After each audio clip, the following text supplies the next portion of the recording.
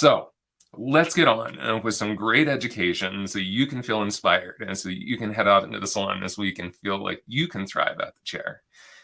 Starting us off, we have the amazing Teresa Romero.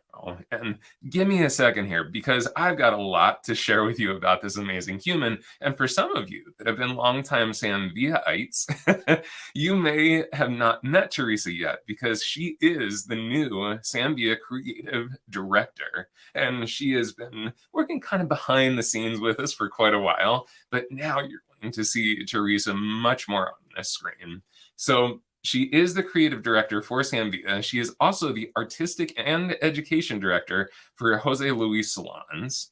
She has been internationally published in so many different forms, magazines, photo shoots, different video opportunities. And she previously was a Redken artist. She was also a Sassoon Academy educator. She was the director of education for Avenue 5 Institute for Beauty. She still maintains a full-time clientele. Can you believe how much this human does for the hair industry? And talking about thriving, that is exactly what Teresa does. So please, in the chat, let's welcome the awesome, the talented Teresa Romero. Oh my gosh, Andrew, thank you so very much. Yeah, like you guys out there, you know, I'm looking to thrive on as well in this industry. And as Andrew mentioned, I've had the honor of doing a lot of things. I actually love doing hair. I love sharing information with all of you. And so let's get straight into it. As you know, our focus today is really about texture. And in my case, in particular, texture and how it relates to shorter hair. Texture, think of texture as the personality of the hair. Straighter hair lays a little smoother. Curly hair has a little bit more influence to it and has a little bit more personality, maybe a little bit more robust. In particular, we're going to be talking about straighter to wavier hair today and how it relates to a particular cut that a lot of you probably already know called the Firefly. And basically, it's a wedge or a graduated sort of haircut. Now, we've been doing all these shags and lots of layers and lots of movement. So what's next? Well, this is a taste of what's coming next. So we're going to be moving more into these solid forms, and which means a little bit of precision. So let me get you set up. Look through here, guys. When we look at this Firefly cut, and if you're not familiar with it, please Google it. And there's lots of variations for it and so much inspiration. So I'm going to show you a modern approach to this sort of cut that is very salon friendly. I do this behind the chair myself, and my clients love it. And it's very time friendly so that I'm not having to spend an excessive amount of time in the salon with it. So first, establish your sectioning. I have half of the head that is not cut currently because I want to share that with you. I'm leaving about a half of an inch of hair right above the ear, all the way around right to the top of that occipital or that curved area of the bone structure. About a 2-inch section horizontally on top of that. And then from the front, you can see we've sectioned off the very top right at the round or that parietal ridge area. We're going to be working without any sort of elevation with this because hair shrinks and pops up on its own, especially when you're talking about natural texture. Even as though this hair is straight, if I squeeze on it, there's lots of robust wave that really pops up. So I have to be really careful with that. I don't want this to turn into too large of a shape. Working right at the center ear, and I just simply removed that hair. That's my guideline, 0 elevation. Now let's begin to lift that hair. We're going to lift this hair working from right behind the ear right into the corner of the head. We're going to lift this straight up within that section, and we're going to match right there to where our jumping off point is from that section above the ear. Let's take a look at that and let's get this show going. I am working with the 5.5 Classic Series shear. I love the way these shears feel in my hand. They cut like butter. They're amazing. We have a wide range of shears, so I really suggest, take a look if you're not familiar with the shears, but there's several, all kinds of different sizes, different types. I just happen to be using the Classic at this particular point. Elevating that hair straight up within that section or within that plane of hair. And notice I'm taking a moment to really getting my combing under control. I don't want this to be sloppy or messy. Holding with minimal to no tension. I'm not pulling that hair. I'm just gently holding onto it. My fingers are horizontal to my part line. And the hair that I removed was horizontal as well. Now notice that was slightly below my guideline, but I'm going to check for a response. Notice how there's a slight bit of disconnection from the weight behind the ear to the weight over the ear. So I'm going to go ahead and go right back into that section. I'm going to elevate it straight up. And I'm going to turn this to where you can see it better. Again, being careful not to pull on the hair. And please don't over direct too high, because remember, we're wanting to build up some weight into here. We're wanting to create that sort of swing or that firefly push away from the face. Gently pulling that hair, just holding it for control, but no tension. Remove. And notice all that lifting up to this area leaves all of this hair below it much longer. I'm going to go to that next section. I'm going to keep it from the profile for you. You know, guys, I love doing this sort of cutting, and based upon the bone structure that I'm working with, I might leave this a little longer. I might leave it a little bit higher.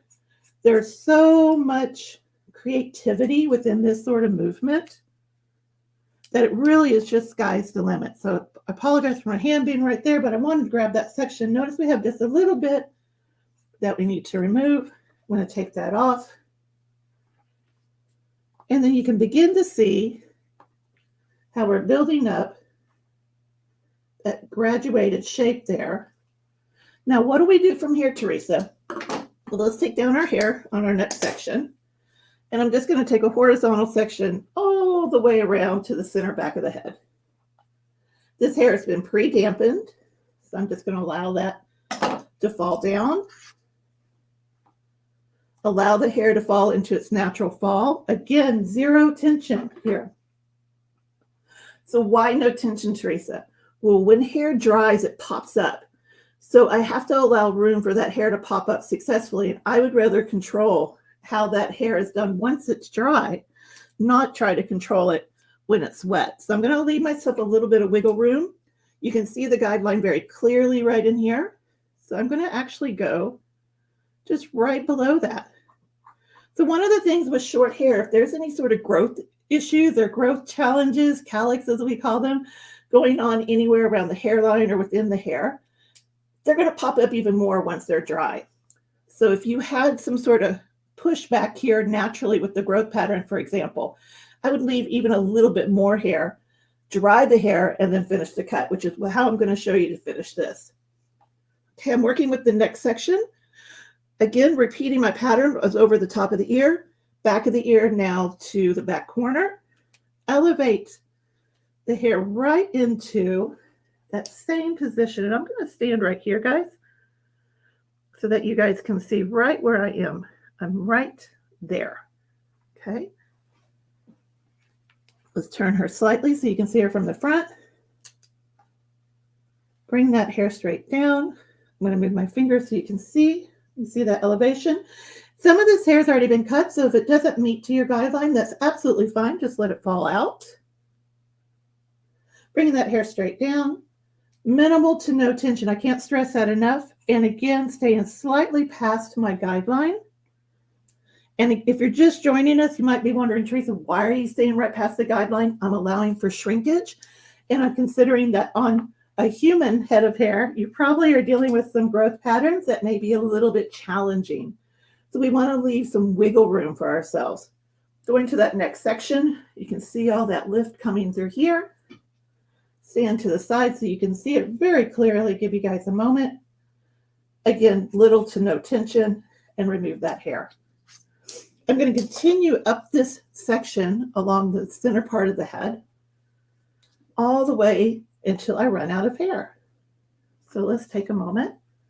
Now it's okay to start this in the back and move your way forward. You can start in the front, move your way back.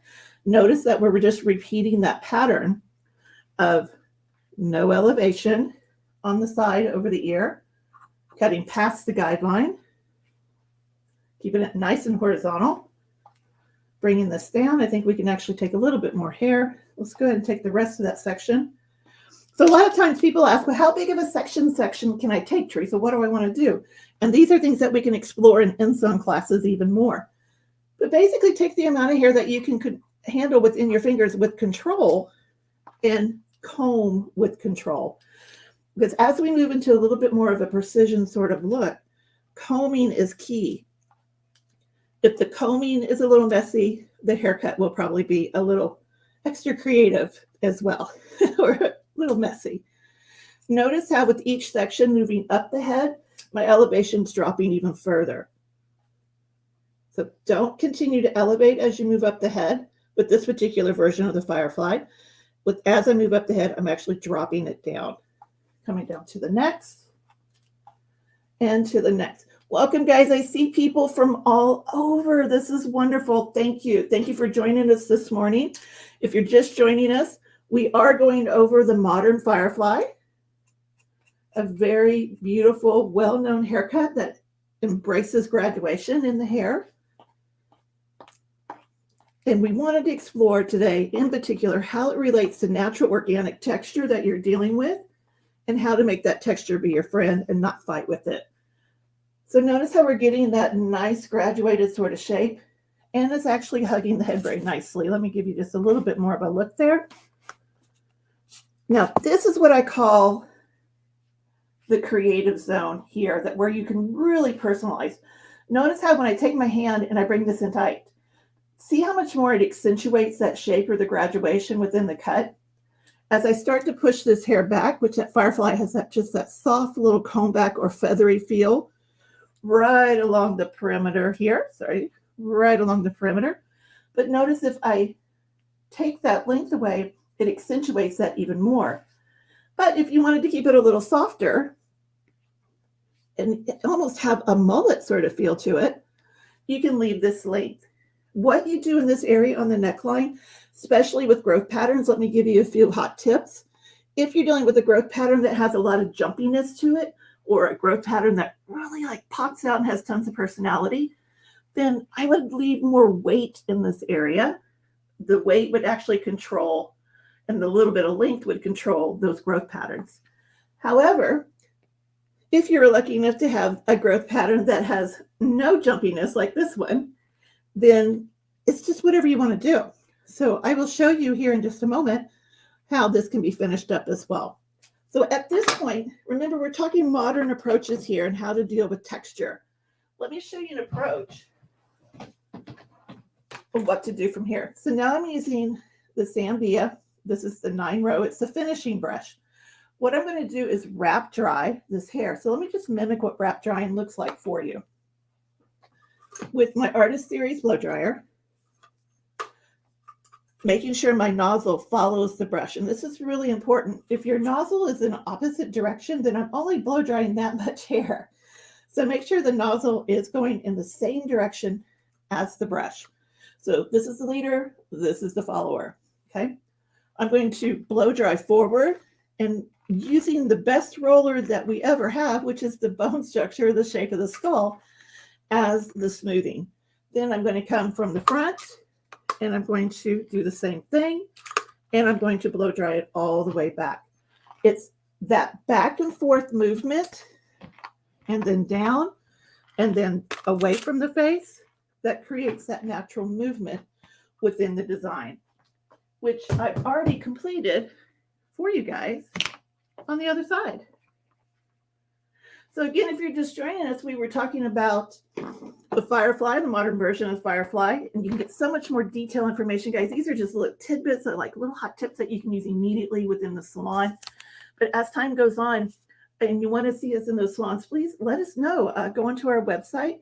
Let's get one of those art team members in there with you, or perhaps myself, and we can go over this in detail and answer all of those questions in person for you. So just to recap on the wet cut, 0 elevation over the side, cut a horizontal line, elevation up to that point through the back. As we moved up the head form, we just dropped the elevation down. And then once that's dried, this is what it looks like. There it is. So this is after the wrap drying. This is when we brought the hair forward, backwards, and we created this really pretty soft wrap sort of dry to it. Now, as we go around, you can see it's not perfectly finished through here yet. And that's what I wanted to discuss with you next, is how do we finish that? This is where your invisible shear, there we go, really becomes your really best friend. Now, at one time, this would have been all just very precision it would have been little to no texturizing shear. Like a texturizing shear maybe wouldn't even have been used. But I wanted to explore a little bit more modern version of this. So since my hair is a horizontal shape here, I'm going to come in with my shear in a horizontal shape as well. So let's turn her around this way, because I'd like for you to see this from the front. All right, we're going to elevate this up just slightly, and what I want you to watch is up under here. See how this hair begins to fall out? That's absolutely fine. I don't want it to go away. And we're not trying to layer this. We're just going through and softening the edges. Notice I'm going to stand back so you can see how to just soften those edges. My comb is in the same horizontal position as the haircut itself. Do you see those soft little pieces falling out? The beautiful thing about the invisible and shear, as that hair is pushed into the blade, it just softly falls away. And now, notice how we're getting that beautiful graduated shape when it lives right along the perimeter of the hair. And again, if you're just joining us, we were talking about what to do with this section. This is that creative zone. So if we wanted to keep it, we can, or if we wanted to take it away.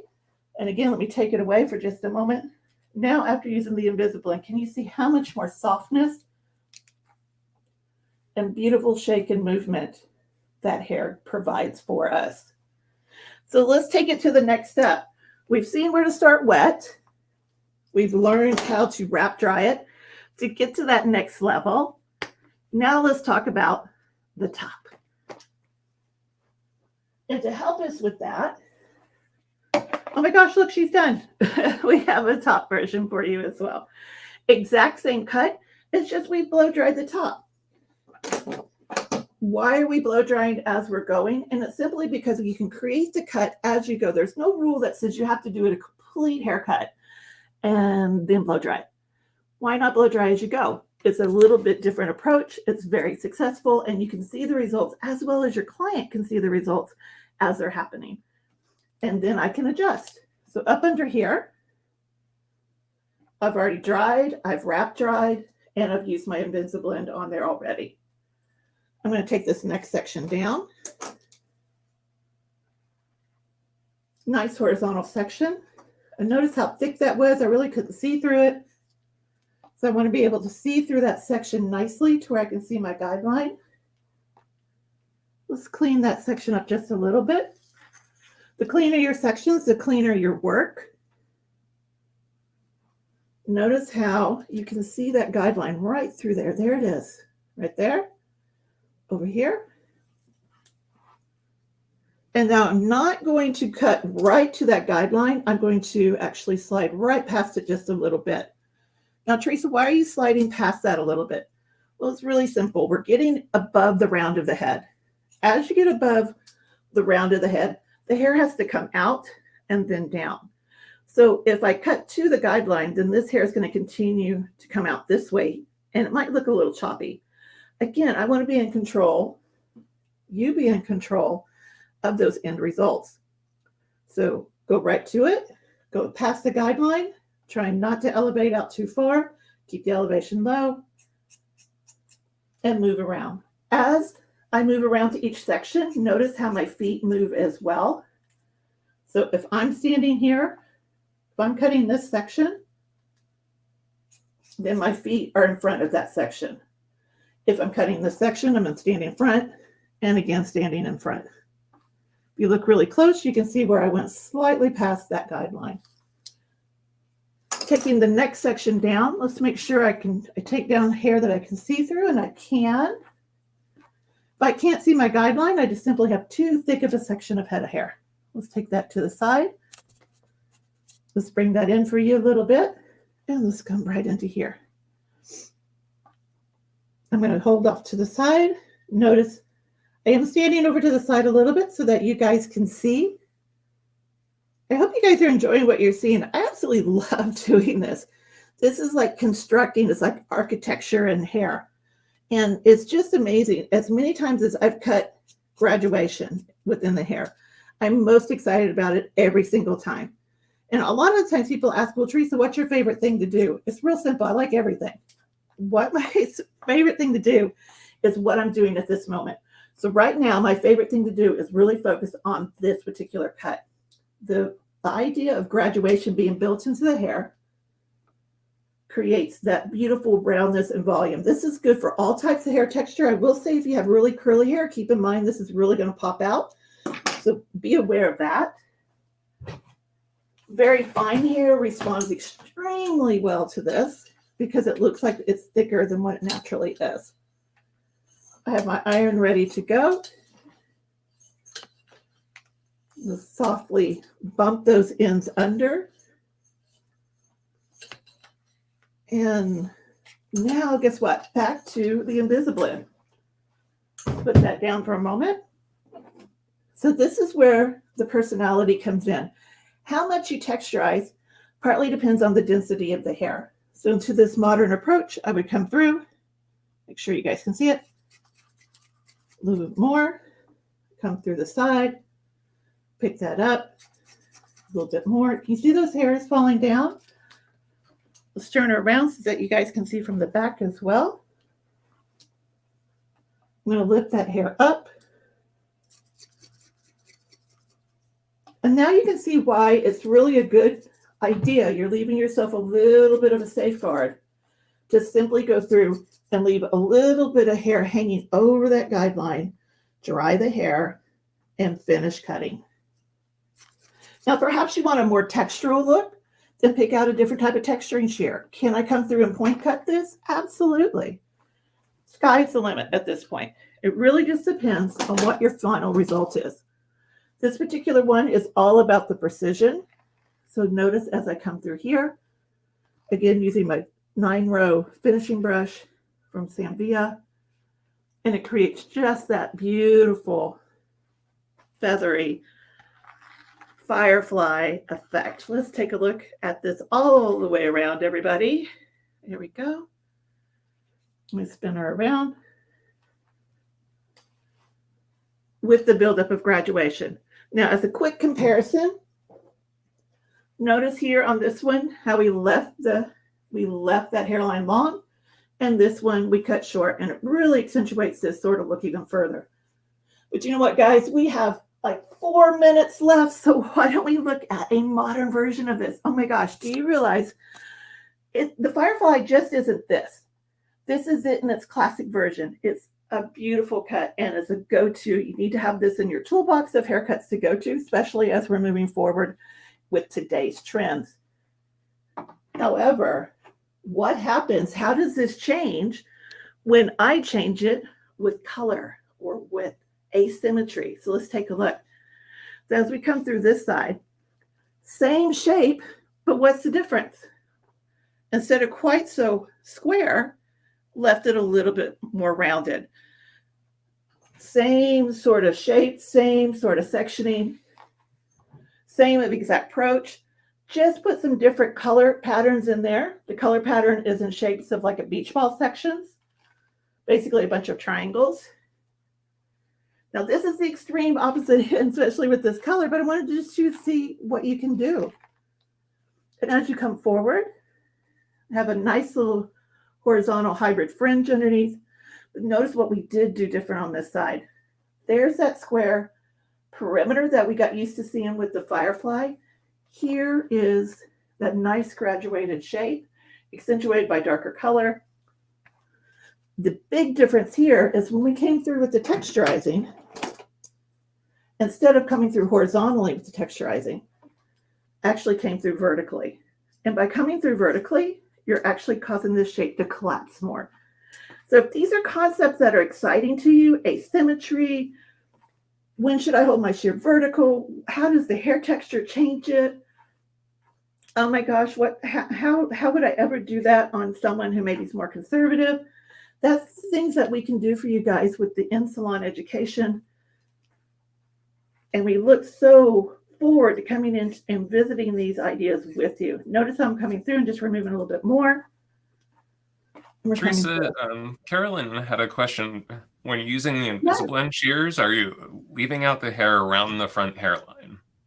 Very good question. So Carolyn, thank you. So when I'm using the Invisablend shears, in this particular cut, we'll look at both of them so we can be thorough, Carolyn, excuse me. And that's an excellent question. So yes, I am going to use them through here. You haven't seen that yet. So let's take a look. In the more modern version, including the color, actually bringing the hair straight out, keeping the shear more vertical, and removing the hair. Let's take a look from the profile.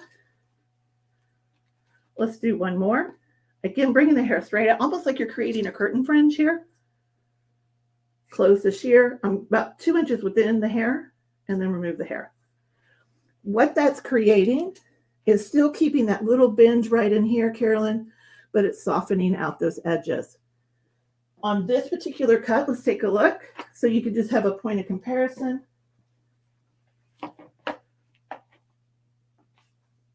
This area of the fringe here, come in, you can use the shear horizontally, or use the Invisablend, keep the graduation lower, keep it below the 90,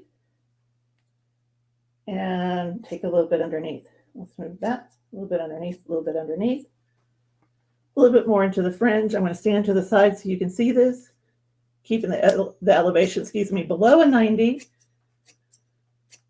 Notice it's just more through the ends, because that's a really good question. Right around that fringe area, especially on this version, it can get really heavy.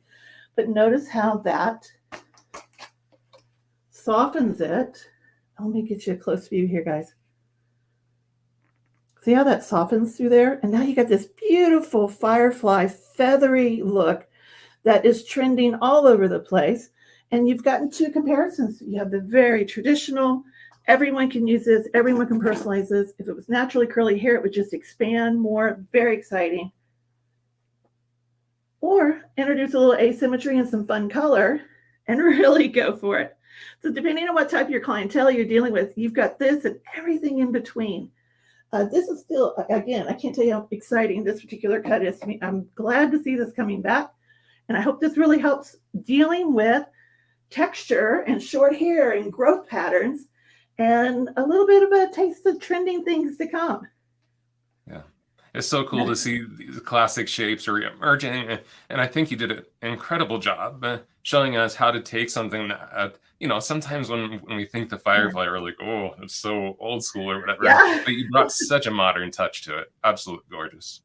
Absolutely. With the modern tools that we have to us, no matter if it looks very modern or very classic, just change your tool from horizontal to slightly diagonal and you get a different effect. Raise your elevation slightly more and you add to that personality. So that's what we want to come and share more with you. And I really hope you got some really good tidbits today, guys, that you can go back into the salon tomorrow and use immediately. I know I do this every day. Couldn't be more honored to be with you. I thank all of you so much. And we hope to see you in the salons personally really soon. Thank you so much, Teresa. Yeah.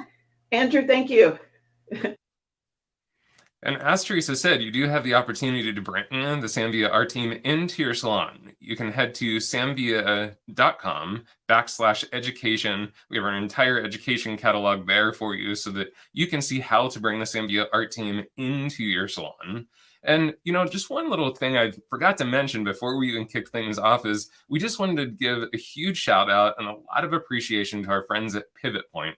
Because Pivot Point is one of the few mannequin manufacturers out there that are doing things in a responsible manner. It was the group that Sam decided to team up with to create his own signature mannequin head called the Lydia, which is in honor of Sam's mom. So thank you, Pivot Point, for doing the responsible thing, creating incredible quality mannequins in a way that we can all feel good about purchasing mannequins.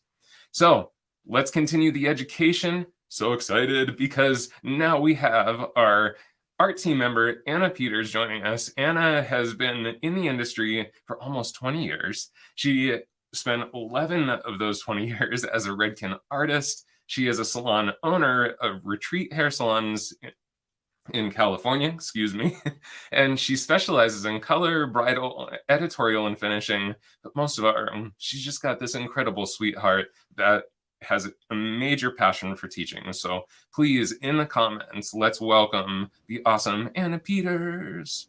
Good morning or afternoon. Hi, everyone. Hi, Andrew. It's always so good to see you. Thank you for welcoming me. I'm so excited today to be with our art team virtually and to be sharing all of this amazing texture stories with you. I'm going to be sharing natural curly hair and how to approach it, how to handle it, what to do, what not to do. And so I am so excited about that because I love curly hair. I got my curl on today with the single waver, and I'm a flat, straight-haired kind of girl. So getting all this body makes me so excited. So if you have curly hair out there, or you have clientele with curly hair, what are some of the struggles that you have with it? What are the things you're aware of that curly hair does and doesn't do? Go ahead and just type that in the chat for me right now. I have our beautiful Lydia here, and she has been washed already with our new wash shampoo from Hair Story. I chose this because one of the things that curly hair is lacking is what? Type it in the chat.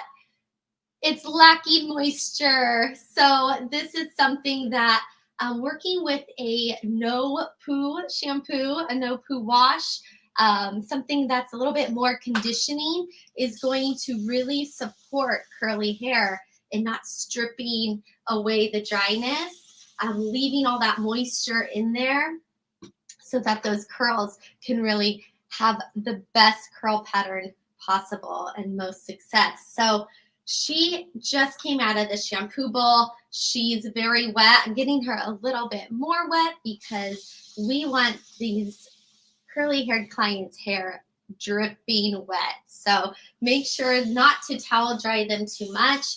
If you're using a towel, make sure it's a microfiber towel. That's going to really help to control the frizz and not rough up their texture too much.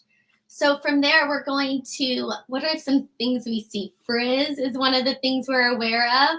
Inconsistency in curl, lacking moisture. I love it. Thanks for playing along, everyone. This is something I heard a long time ago when I first started my career.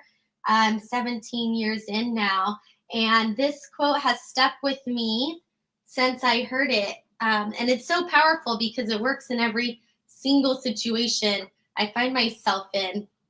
And that is what we are aware of, we can control. What we're unaware of can control us. So being aware of the struggles that we face with curly hair, frizz, lack of moisture, inconsistency of curl, these are all things that we could control when we learn new ways of doing things. And everything I'm sharing with you is something I've learned from somebody else. So education is always so important for us to continue down that path and exposing ourselves to individuals that can teach us something new. Maybe just one little thing. That one quote stuck with me. So today I hope I could share something with you about curly hair that's going to really help. I just applied some hair balm, which is a really moisturizing styling product you apply to damp hair. We're going to go in and say they have inconsistent curls. We're going to go in and we're going to help that curl pattern form by wrapping them with our fingers. So getting all that product through. Do not be afraid of too much product. Just soak each strand in whichever product you're choosing. So we're going to start all the way at the ends of the hair. We're going to start to wrap it around our finger.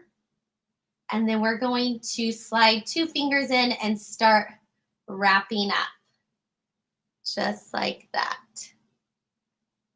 Yes, education is everything, Melissa or Imbel. How do you effectively layer to create volume closer to the scalp without sacrificing density of the perimeter? That's a great question. Is that for cutting or for styling are you talking about? Because I want to share with you how to create volume at the scalp with a really simple trick when we're going from wet to dry. So when we're styling curly hair, we're going in from wet to dry. We're applying lots of product to our hand. So let's say we are aware that this client has really frizzy, dry hair. That's going to determine which type of product we're choosing to apply to each of these sections. If it's somebody who has really fine hair and is looking for more volume, then we're going to go in with something more like a mousse, and I'll show you how to apply that on the next section. So working that product all the way down through the ends, wrapping that up, and this could go really quickly in salon mode. And then once I get to that top, I slide one finger out, and I'm going to start to unwrap and twist at the same time, just like we do with our curling irons. So, okay, so that was a cutting question. Awesome. That's a whole nother class we would love to share with you, but I will share with you happily today how to get volume at the base when you're styling with curly hair. Okay, so let's say we want to go in with some mousse now, okay, for volume. We're going to take our section of hair, and we want to determine too, do they already have a strong curl pattern or do they need help? If they need help with that, we're going to be choosing the finger wrap technique. If they already have really strong curly hair, then we'll go in and we will just scrunch that hair. Applying product like this mousse, a lot of it per section, and we're going to work this product through. Do not be afraid of how much product you're using. This is going to really determine the outcome with the best result for curly hair. So don't be afraid. Get that product in there, and then we're going to go in and we're going to scrunch. So this would be what we would do for somebody who has already a lot of curl to their hair. We don't need to do that finger wrap to encourage it. It's already there. We're just going to go in with our Sam Villa Professional Ionic Dryer and the diffuser on this. Look at that. Bowl size. Love it. And we're going to go in and we're going to diffuse. So underneath here we have our finger wrapped sections. You can see how beautiful those curls are. Right there. There you go. And then we have our pretend super curly section that's good. We're going to scrunch into this diffuser. So we're going to go low heat, low speed. What's beautiful about this dryer is that it's ionic. So what's the ions do for us, everyone? Type that down in the chat. Let me know what ions do. So I'm on our lowest speed, and notice how I'm just holding this here, letting that dryer just do the work. I'm not taking it in and out, messing with the curls. If you want to encourage the curl a little bit more, feel free to just twist. Yes, Melissa, you're correct. Reducing frizz by shutting down the cuticle. Yes, absolutely. So how wonderful is that going to be for our curly haired clients? We want to close that cuticle down and really give them a polished curl. So that's why I reach for this dryer for all my clients, but especially curly haired clients. So I'm going to go a little up close and personal for you here. Here's the bowl. Let me turn it off so you can hear. Here's the bowl. Here's the curls. They're going to go in, and I can twist the dryer as they sit into that bowl. That's going to just really encourage that curl pattern while they're hanging out in the bowl drying. And so you're going to just leave that there. You notice how I have her head sideways.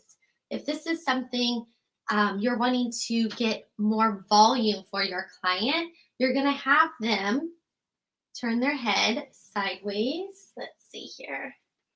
You can have them go back, all the way back on the back of their chair, or then you could have them turn sideways as well so that you get that hair just hanging nicely, so you get all of that volume at the root.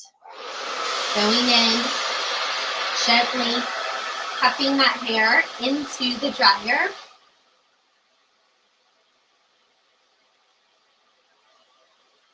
and letting that hair just sit there and hang out. One hot tip is do not touch the hair until it's completely dry. All right, so what about if we want to go in and get some volume here at the scalp area through her crown, where we're getting these curls with the finger wrap, or even if you've just scrunched dried, I recommend using a mousse if you're going to be scrunching to get maximum volume and hold. Combing through each section when we're going to be doing our finger wrap is going to help to get you really nice clean curls. How long do you use the diffuser on each section? Thank you for that question, Norma. So you're going to diffuse the hair until you feel that it's dry.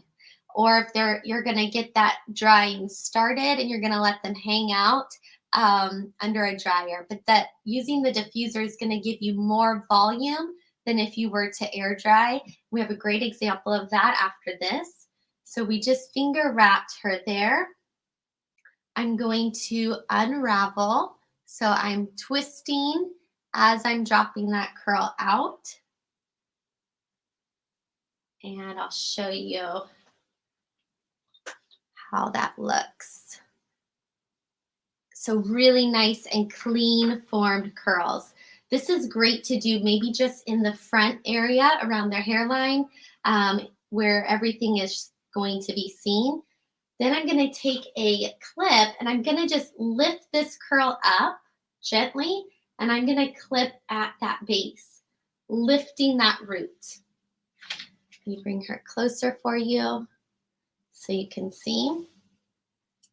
I'll do one more for you up here. So as the hair dries, as you're working your way through, I like to start from the bottom and work my way to the top. You might need to respray the hair.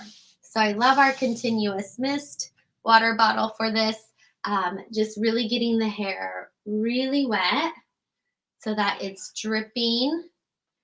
Choosing which product you want to use. It could be something like Ringlet Curvaceous, a curl enhancing lotion, cream, oil, mousse, any of those that are designed to add moisture and control of frizz are going to work best for this curly hair. So just working that product all the way through each section and starting at the ends, wrapping that up all the way to the scalp, to the base, unraveling. And then if you have the Sam Villa clips, you can even use those because they have this wonderful rubber elastic that's going to not create any dents, but it's just going to really pop that base so that that curl is lifted at the root and you're going to get that maximum volume. From there, you could go in after you clip those and diffuse again all the way up to that base. Love these clips. They are in my drawer everywhere. I can't get enough of them. They're in my session kit. They're at my house. They're everywhere I could possibly need a clip.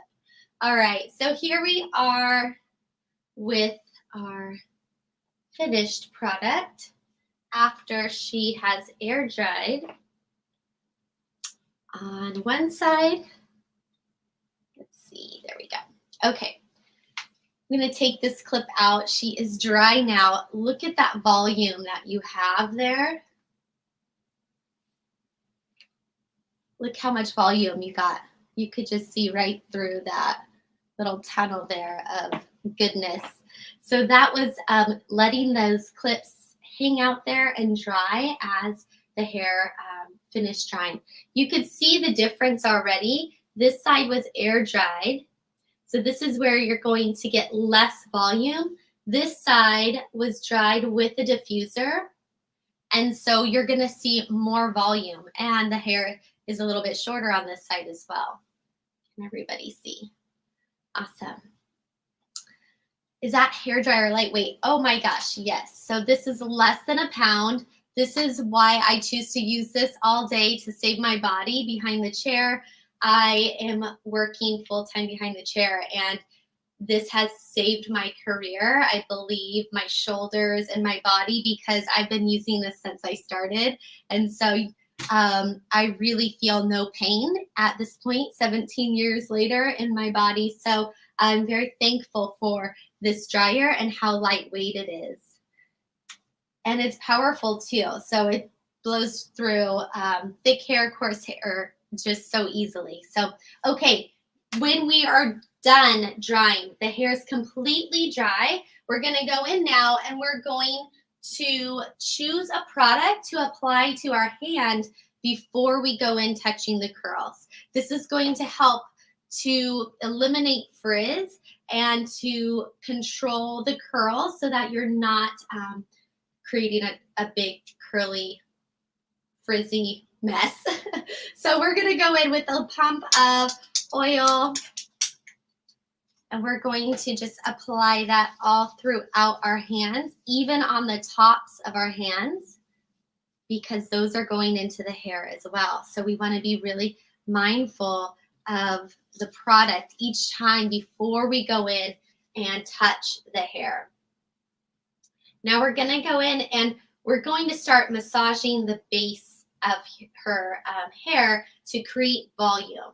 So I'm going to just slide my hands right into here, and I'm just going to start massaging that and breaking up those curls. When we apply the product with the soaking wet hair and we let it dry, you're going to feel that crunch on there. Don't worry, that's just the cast. Once you start touching the curls after it's completely dry, everybody write in the comments completely dry before touching. That is going to really soften. And so you'll start to see how beautiful those curls become and the volume that is right there.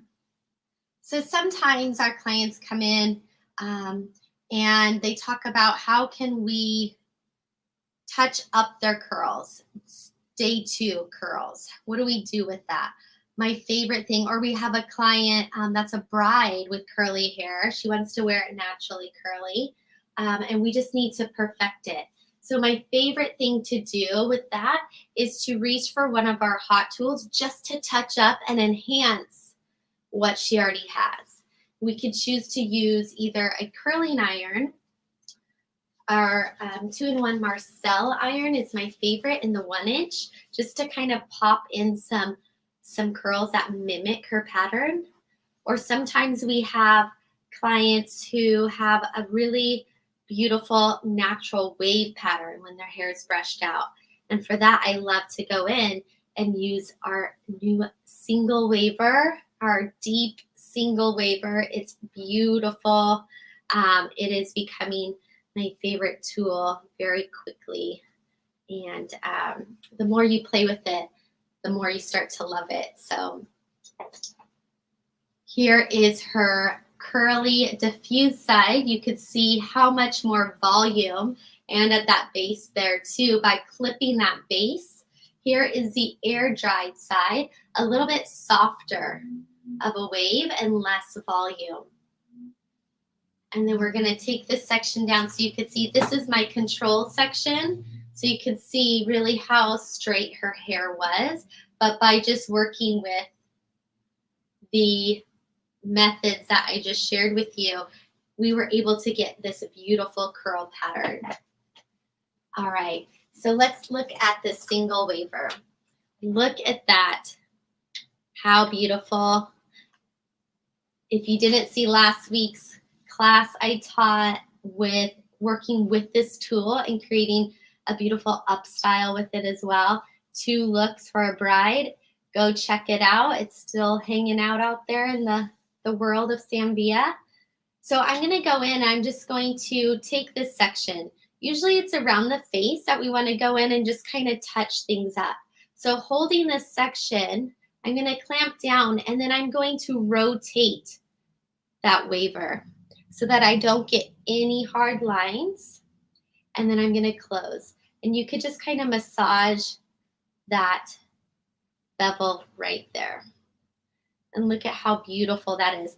This can mimic a natural curl wave so easily and so quickly. So I love telling my clients about this tool to just touch up their waves at home. And for me to have in my session kit for my brides, because this has come in so handy. And you can really place it just where you need to see that. But look how beautiful that is and how quickly we were able to just mimic that curl pattern and touch up that front piece. Now on the other side, that's a little bit curlier because we diffused it and has more volume. I would choose to go in with my 1-inch Marcel iron wand from Sam Villa. I love this because this lovely little button right here that says detach. You push that and the spoon slides off. So now I have just the blonde. So I'm all about saving space and time, and this is a game changer. So just like we popped that base and got that volume here on this curly side by letting it dry with the clips, this is another way you can do that on day 2 hair when the hair's already dried. Just gently picking up one curl, placing this at the base, and just massaging that root area in the direction of optimal volume. Straight up. And look at how that'll just pop that root area for you. And just going through and choosing to place that volume where you'd like. Great way to just touch up that volume, straight or dry, or straight or curly hair. This is a wonderful tip to do. Going in and just kind of mimicking some of these curl patterns that we have here around the face. Just wrapping that hair in the direction of the curl around that iron is the easiest way to just touch that up. And look at how beautiful. Just like our finger wrapped curls, just go in and touch up that iron with the iron so easily. All right. Another last hot tip I want to share with you. When you're going in, now let's say she has curly hair and we're wanting to go in and create an up style on her, we want to be very mindful of how we start to move this hair to start moving it into a style. If we just go in and start raking our hands through, you're going to get more and more frizz and disruption. Maybe that's the look you're going for. Fantastic. If not, here's a hot tip. Put a little bit of serum. This is Redken's Frizz Dismiss Instant Deflate. Put 1 pump in your hand.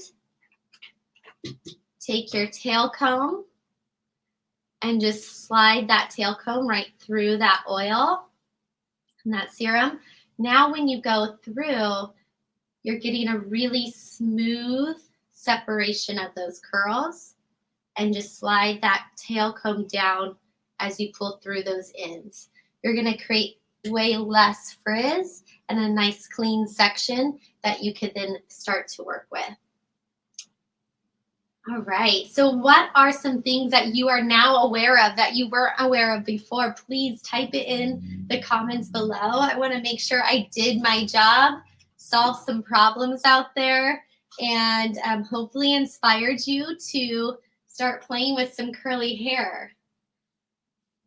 I'm going to just start creating a style because that's what I do. So we've got a little bit of time. So you could see how clean that section is that we got and the great amount of curl we got on the side from diffusing with our Sam Villa Pro-Ionic Dryer. It's a lightweight, less than a pound. We use the diffuser, of course. Look how big that bowl is to hold all of this hair nice and neatly. And I'm just going to start pinning away. So with curly hair, it's so fun to create up styles because there's so much body and texture already there. Yes, thank you, Susie, for sharing. Yes, don't be afraid of using too much product because it is going to give you the best results. I promise it's going to really help to encourage that curl and form it in the way that you want. So look how beautiful, just pulling back natural curly hair. It's so easy. And just, I am obsessed with the volume and the texture that we get from that. Look at the difference from one side to the other, volume-wise, just by paying attention to that base area versus air drying in its natural fall position. Awesome. So glad you liked that tip with the tail comb, Melissa. Wonderful. Yes. So putting a little bit of your serum in your hand before you go into section the curly hair, and just slide your tail comb through that so that when you go through, you're creating a nice slip on those curls and you're not snagging them, creating a lot of tangles and frizz. Awesome. So glad that worked for you.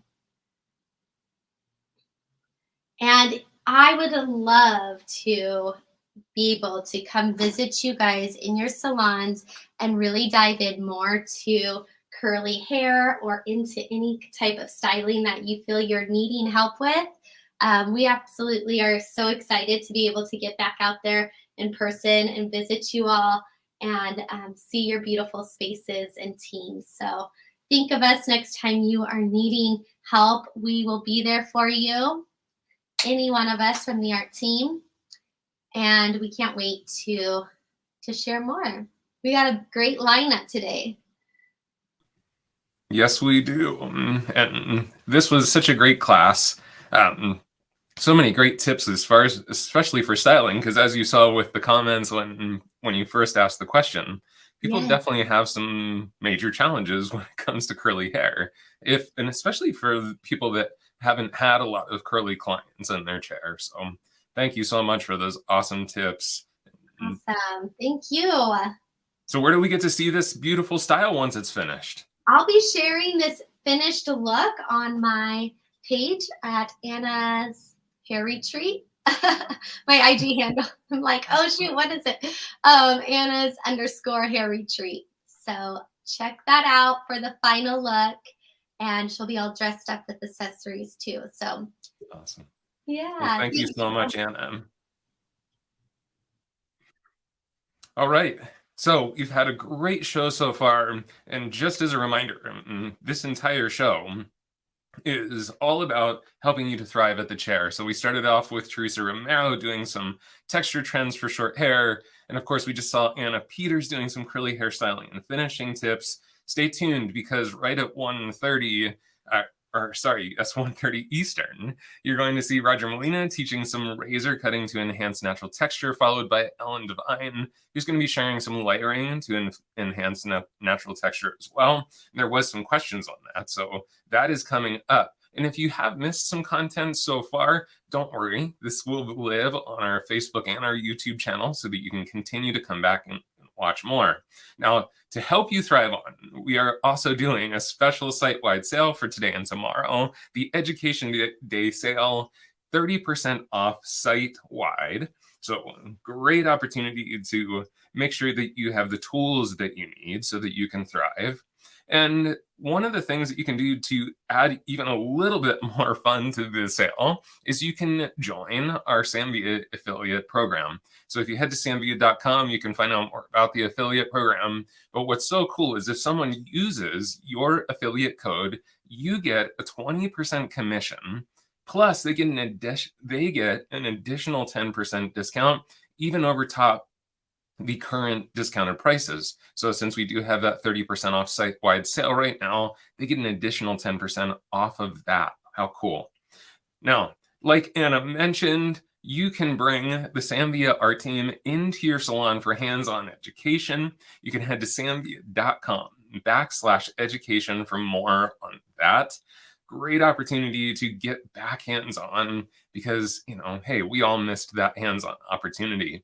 So before we bring Roger up, I want to take a little moment to talk about how we can thrive more at the chair. And to do that, what I'd love for you all to do in the chat is type in, what do you feel blocks you from being able to thrive at the chair? What are the things that get in your way to be able to thrive at the chair? Pop that into the chat so I can see what you feel is getting in your way. And that also helps us to know, what do we bring forward? Some of you out there that are watching, maybe you've watched some of the Wellness Wednesday programs that we have, and this is all about being able to bring wellness in mindset, business, physical health in all forms to you so that you can continue to thrive. So come on, y'all. Let's see what's blocking you here. I'm not seeing any comments yet. Come on. Pop it into the comment box. Here we go. Paula's got some comments for us. Paula says, thanks for reference to former curl cutting classes. I'm retired, but want my hairdresser to see these. Curl cutters are rare. Oh, nice. Yes, we do have some more coming up for you on that. And that will help your hairdresser thrive. So as you're typing those things in, one of the things that we know really blocks us from being able to thrive is this. It's our mindset.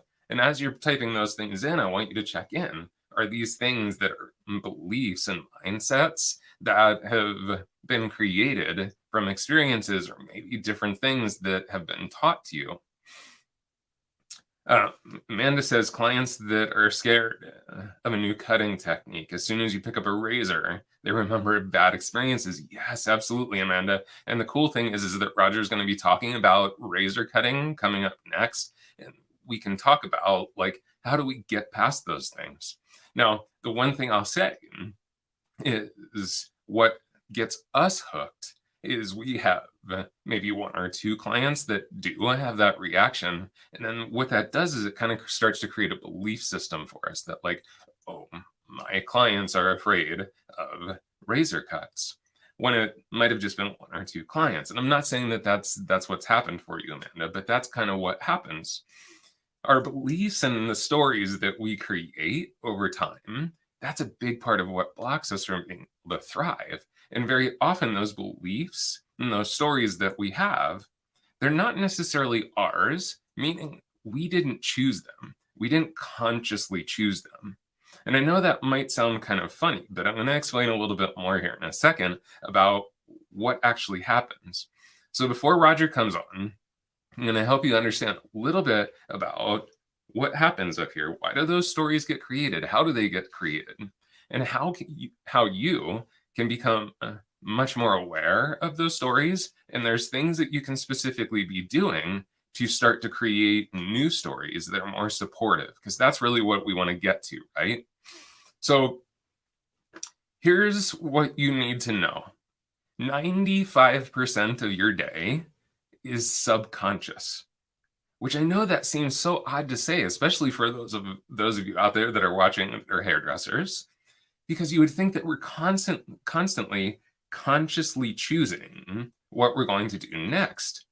But that's actually not necessarily true. Most of your day is habit. I mean, think about this. You probably get up at a certain time each morning, or around a certain time each morning. You follow some kind of pattern. You get up, you go into the bathroom, maybe you brush your teeth, you grab your coffee, you have these patterns and processes. And then you drive to the salon. And you would think that even as you're driving to the salon, you're making conscious decisions. Oh, red light, I should step on the brake. Actually, you're not making those decisions consciously. It's all habits and patterns in your subconscious. So think about it, you can basically get yourself ready for the day and get yourself to the salon without much conscious thought. If this is making sense so far, if you're understanding this, type a yes into the chat so I know you're with me. Even throughout your day, the processes that you're going through, for the most part, are things that are just patterned into your hands and into your subconscious. And that's how we get into repetition, these things that we kind of get stuck in. especially at the salon, it's the same thing that happens with our stories and our belief systems. What we've repeated over time, that's what gets embedded, and that's mostly what we run from most of our day. There's been some really interesting research that came out that they said anywhere from like 50 to 75% of our thoughts each day are the exact same thoughts as the day before. Isn't that trippy? So it's important that we recognize that that huge portion of our day is made up with just subconscious habits, because then we can start to go, oh, okay, these belief systems that I have, these subconscious agreements that I have with myself that, oh, I can't raise my prices because I'll lose all my clients. Oh, I'm not good enough at hair. All these silly little stories that jump into our head. These aren't things that you choose consciously to believe about yourself. They're things that have happened in the past. They're stories that have been created, maybe by someone that said something to you that made you go, ooh, maybe I'm not that great of a hairdresser. But they start to become embedded back in this subconscious, and you didn't choose it, like I said, but it has become basically a pattern that is formed in your subconscious. And so what the body knows how to do is continue to repeat that. And what happens is over time, the more it's repeated and the more that it's repeated, the deeper it becomes embedded within our thoughts. And it gets embedded so deep in our thoughts that we actually start to believe it. Because I would imagine that some of you out there can think about, oh yeah, I do kind of have these like nasty things that I tend to say to myself, but they're not true statements, right? Like if you really check in with these statements, they're not true, but if they're repeated enough and often enough, we start to believe that they might be true. Cool, I'm seeing Amanda says yes, LLW Luxurious Hair says yes, Melissa says yes. Yes, actually, Melissa has it perfectly. It's like arriving home after work without remembering the drive. Absolutely, that's exactly what I'm talking about, because it's all run from that subconscious. So here's what we have to do, is we have to start to become more consciously aware of the stories we tell ourselves that are blocking us from being able to thrive.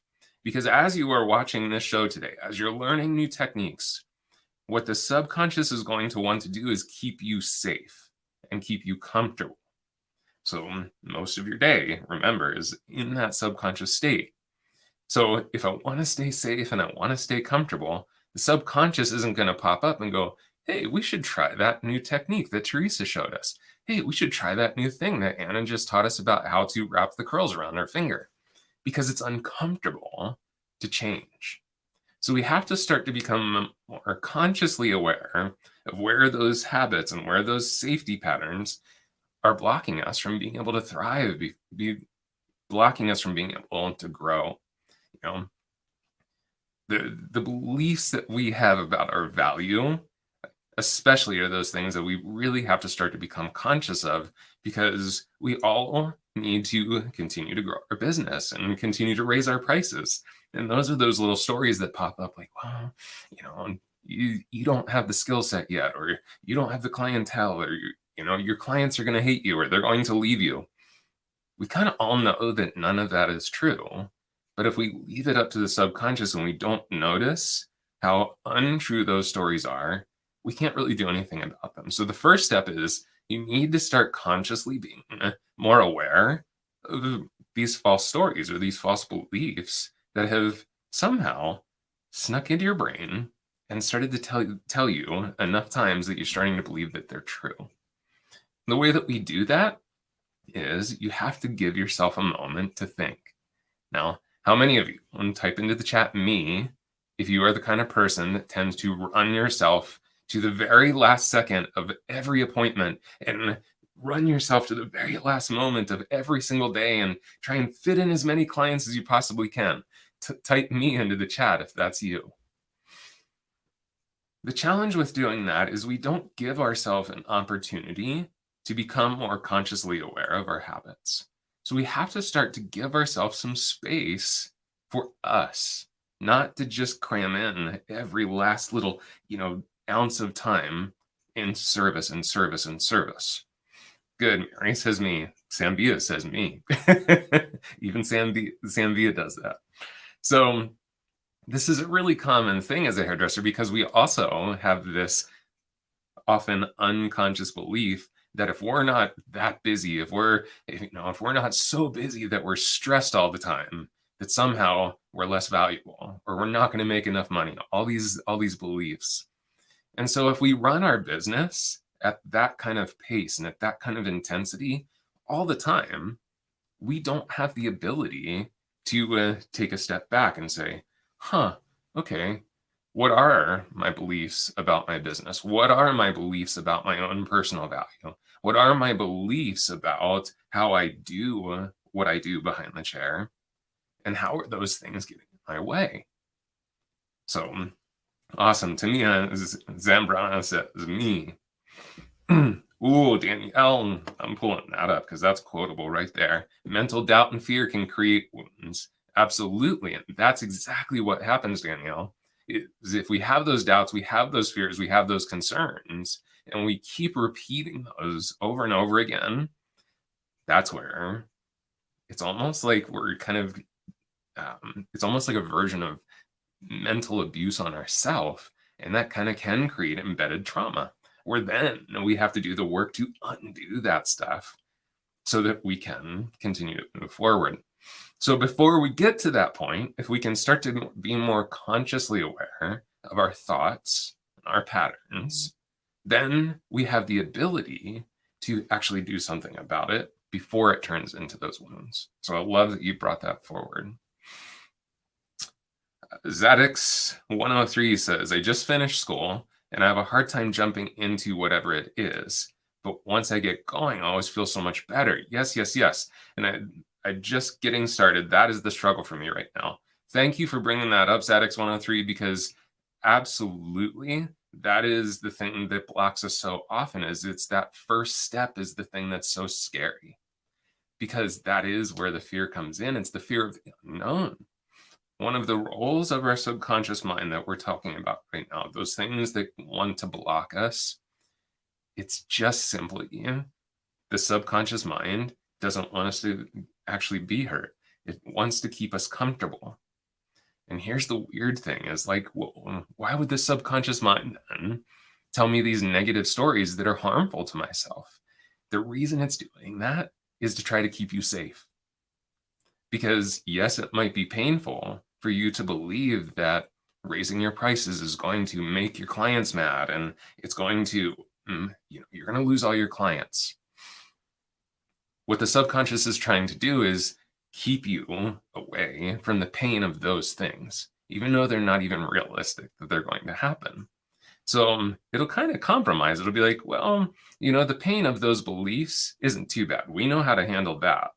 But because, to your point, Zadix 103, maybe I haven't raised my prices yet, so I don't have the proof that those negative and terrible things aren't going to happen.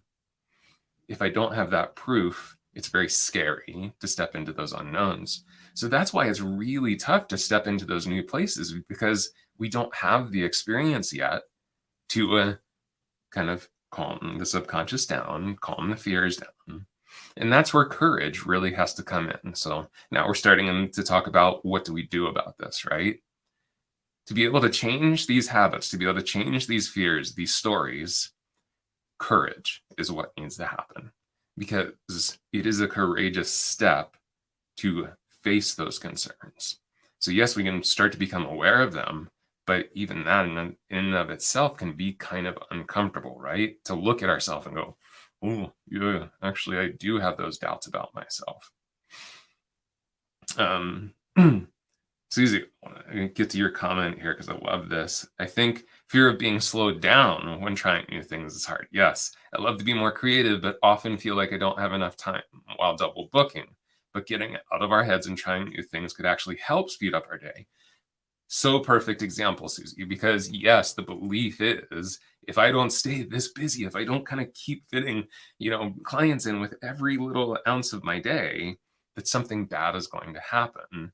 And so it keeps us from doing the things like becoming more creative, trying these things out that Roger and Ellen and Anna and Teresa are sharing with you today, because there is that subconscious fear that, like, well, man, if I block out, a half hour in my day to get out of mannequin head and try out these new creative ideas, oh, that's that's not good business, or whatever our beliefs are that keep us from wanting to try those new things. So thank you for bringing that forward.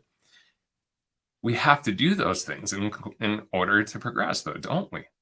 So that's where we have to find the courage to be like, okay, I'm going to try something new. Like Zadix 103 did say, we have to take that step. We have to make the jump with courage so that we can experience. Because once we're in the experience, often we're like, oh, okay, this isn't that bad. In fact, this is really fun. This is really cool. So we have to start creating that courage. Now, good. I got some others saying, fear holds us back from our full potential. Yes, Adrian, absolutely. Sorry, I'm just looking at your comments here because I want to stay connected to what you're offering here too. Thank you, Melissa.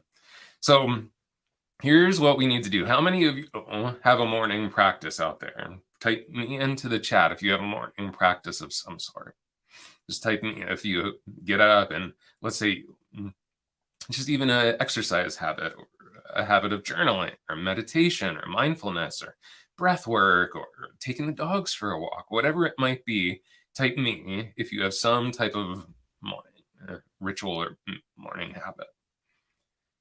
The morning time is a really key opportunity. Morning and night are really beautiful opportunities to do this kind of stuff for yourselves.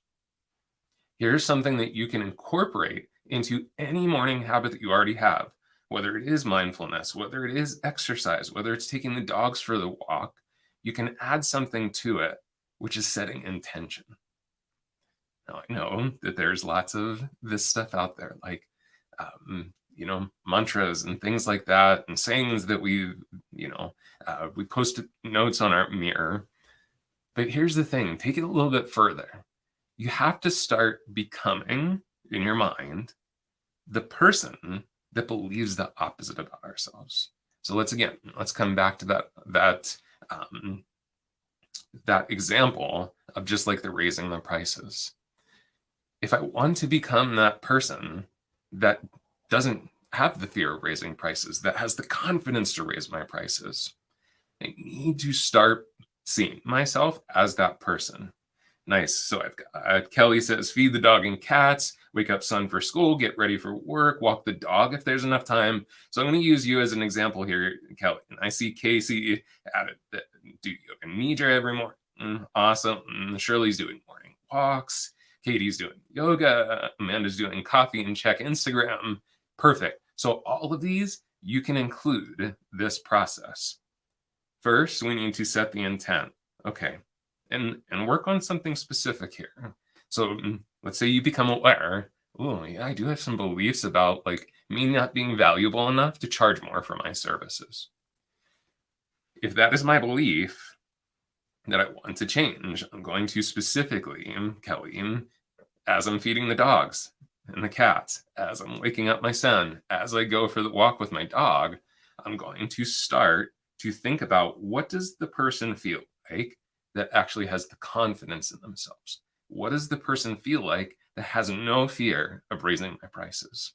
What does that person feel like? And become that person in your morning walk.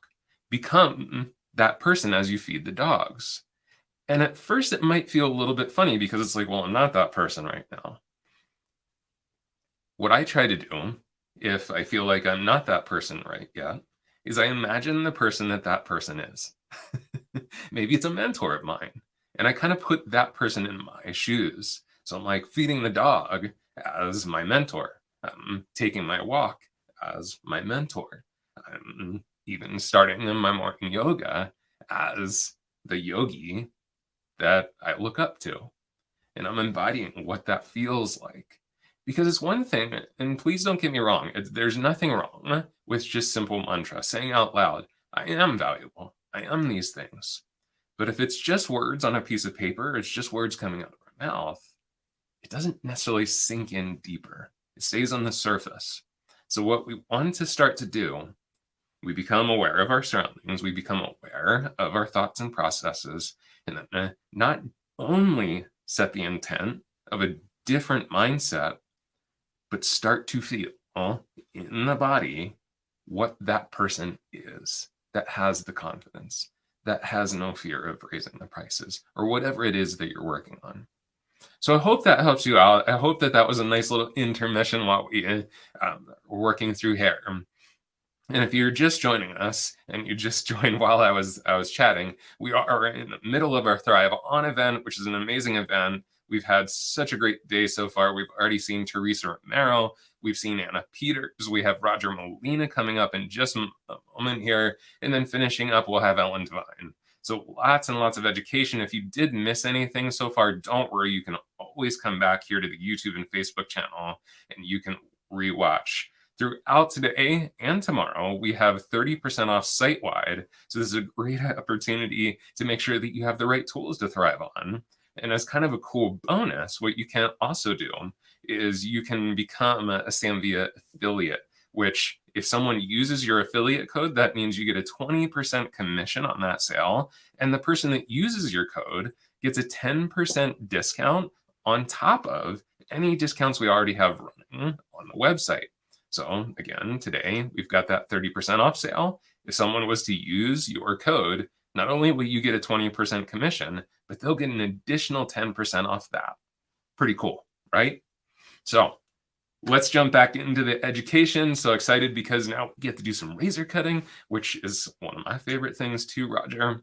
So we've got Roger Molina joining us to teach us some awesome razor cutting. Roger has 20 years of experience in the hair industry. He has been a national educator and platform artist for huge, huge events. And he is a master stylist at Lunatic Fringe in Park City, Utah. So please, let's welcome Mr. Roger Molina. Hey, how's everybody doing out there? So good to see everybody. So great, that segment, Andrew, a lot. It speaks to me. 2020 slowed me way down. 2021 sped me back up, and 2022 seems to be putting me back on the gas. So it's important, I think, to take those breaks and to slow down. And I was watching your guys' morning rituals, and M. Bell has one that's much like mine. She reads her coffee. That's what I say. Sits down, reads her book, takes on her armor, drinks her coffee, gets going. So I think this is a good day. It's a good start. It's much like the rest of the program that's been happening. We're talking about curly hair. We're talking about curly hair technique. And I'm going to use the word diffusing some of the beliefs, some of the fears, some of the things that most of us have. I'd say if you're a hairdresser of any length of time, there's come a time where this little tool right here has saved you, and it's also needed saving for you. So we're going to give you some of the nitty gritty, some of the sweet spots as it pertains to curly hair. I am a curly hair person, and so I savor the flavor of the curl, and it has to be done very delicately when it's done with this on hair. I'm going to even do it on dry hair to show you that it has to be done very delicately. And we are going to work on some short lengths that have already had some choppiness put in, and we're going to work on some long lengths that we don't want to put no choppiness in. So the name of this game is to get soft and sort of advancing the movement of the technique, or movement of the curl with the technique.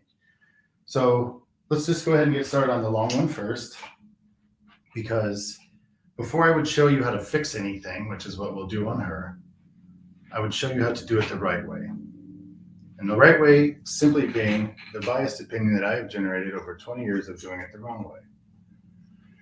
So just like any fringe, I'm going to determine the side, and determining right or left is simply the game of like, which way did it happen more naturally? When I flip it that way, do I like it? Yeah, true.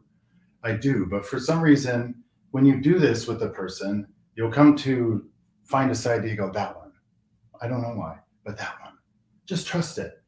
I recently went to a really great class with some dudes, Jacob Kahn and Ben White, and they were very like, this sort of stuff influenced me very much. What they taught, what they thought, how they showed influenced me very much. So I'm just going to pay honor there while I'm here. And most of it was like, just get the comb out of your hand. I'm not going to pick up with the comb. I'm going to pick up with just my fingers. Work very light, very soft touches. If you were working a scissor, it would be just a very narrow touch with the scissor. I want to just sip that away, little touch at a time. So the desired look is this very soft, diffused sort of end that disappears almost into like nothing. And I'm looking for a length that's just below the chin. So I'm going to go about my finger width below the chin to start. I want to just open up this and let it drift back some, but I still want the flavor of the long hair most. So now that I have a little bit of piece coming right on the inside, I'm going to take another piece and direct it with it. Softly hold and then let it go. I'm directing forward like I would with a face frame. I'm just going to generate some short little longs. Short little longs, you like that? So see which ones come into my hand by nature. I'm not going to grab all this hair or comb all this hair in any way. In the beginning, I want to see how it happens on its own, especially in the fringe. When I start getting back into the back, we're going to direct more around and move more around. But up here, I want to just observe, watch where it's looking the best. Okay, so I'm going to move into a little bit longer piece now. So I grab both of them into my hand, and then I'm going to let one kind of drip out and then work from that. Paying attention to the overall like curl, I want to cut down into the bay. I don't know if that's a real word or not, but in this case, I want to find a little indent and I want to follow that and cut into it. If I cut on the way out, I'll get a flick piece maybe. So sometimes cutting right in the dead center of that curl. If they sort of separate while you cut them, that's all right. Just put them back into a little frame. And if you're wondering, sometimes as I go along, I'll take a little dot. I have this stuff. It's Style by Colton King. I'll take like a little dot. That came out as a pretty big dot, right? But it does, for a pump, it's a small dot. So I'm just going to take some. So I spread out on just that one finger. I'm going to touch it on just the corner of those little pieces and say, did I like what they did? Or now that I've got them into their like actual curl pattern again, do I need to take one more hair? Maybe. Just that one. You can't even see it, it's so small. But now I have like a finger that I can kind of keep to do that with, and I can use my pinky now to guide and hold. That's how loose I'm holding. Most of my life, I try to pull everything into a straight, hard line and then come back and soften it up.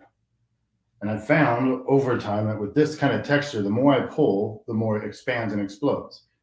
Like, you know, the mentality of ropes. I mean, this explains it to me. If I had a bunch of ropes pulled together and then I like kind of comb through them and rake through them, the ropes will and it'll grab back together in all these different complicated ways. So if I take these and sort of, as I pull the pieces and fluff them and move them, my fingers, my two fingers here are on my comb, and I can kind of just take some of them. So I'm generating a face frame, and maybe some of these are going to toss over, and they're also going to come over here. So I'm going to take some of those. I don't have to be really an overthinker. I can kind of roll my hand around the inside and roll my hand around the outside, knowing that this hair coming from the top will more than likely like tend to drift back because I'm directing it forward, right? I can come to the opposite side of this hair and kind of give it a push back away from the face too. So I want it to softly expand, right? Versus like when I pull it really hard and then I cut it, when it's really hardly taut, it's gonna like those ropes. So when I'm specifically talking to this razor, like the tool itself, regard, right, as to what I'm saying. With the scissor, when I have an open and close pattern, that's a different story because the friction is absorbed by the blades. But here, and some of our old teachers, right, or mine, I should claim this. Some of my old teachers told me just never, ever, ever, ever, ever, ever, ever, with that dry hair, this razor. And truly, right? It requires more delicate touch than ever, but you have to observe each piece in your hand as you've cut it and say, did I do good or did I end up with like a kind of a hard spot, right? And as you get further along, face frame's just about there. I like how it's moving back. Remember, this is my long hair girl. So as I get to the end, I can kind of grab and do this, and you're going to kind of open your fingers and grab on both ways. And this is a decent amount of tension, right? Just enough to gather. Maybe if I was perhaps this way a little bit more. It's just enough to gather it, but I go from the top and then the bottom, and then I need to cut from the top so my hand finishes there. And now I slide out of the way and just get any of those long pieces that are left over. Don't go in and cut more because you feel like you have to. It's only the really long ones that are coming out along my face frame. Little tiny babies. That's all that I'm taking. Very small amount of hair. If it was a world of scissors that we were living in at the time, it would be like you taking all your hair down to the bottom and just kind of point cutting back through. But the symptom of that is sometimes when you gather and come back and point cut back through, you get much more strength in your shape. I'm looking for more of a in my shape. So if I can come back and take those little baby fine hairs away, but baby fine. Her face is kind of just freaking me out back there. Sorry about that. So you can see how I gather. Let me see if I can do this better even. Pardon. Dare I take it even higher, mister? Don't believe she's got any more. Try this. How was that? I'll taste the hand for you. Going to direct down and forward and gather all this stuff. Like, it really helps if you're more of that pattern cutter, that body position helps you stay kind of profile, because this is sort of a mosaic way to cut this. So if you have a strong elbow up, right, then that means that you'll have a strong finger angle down.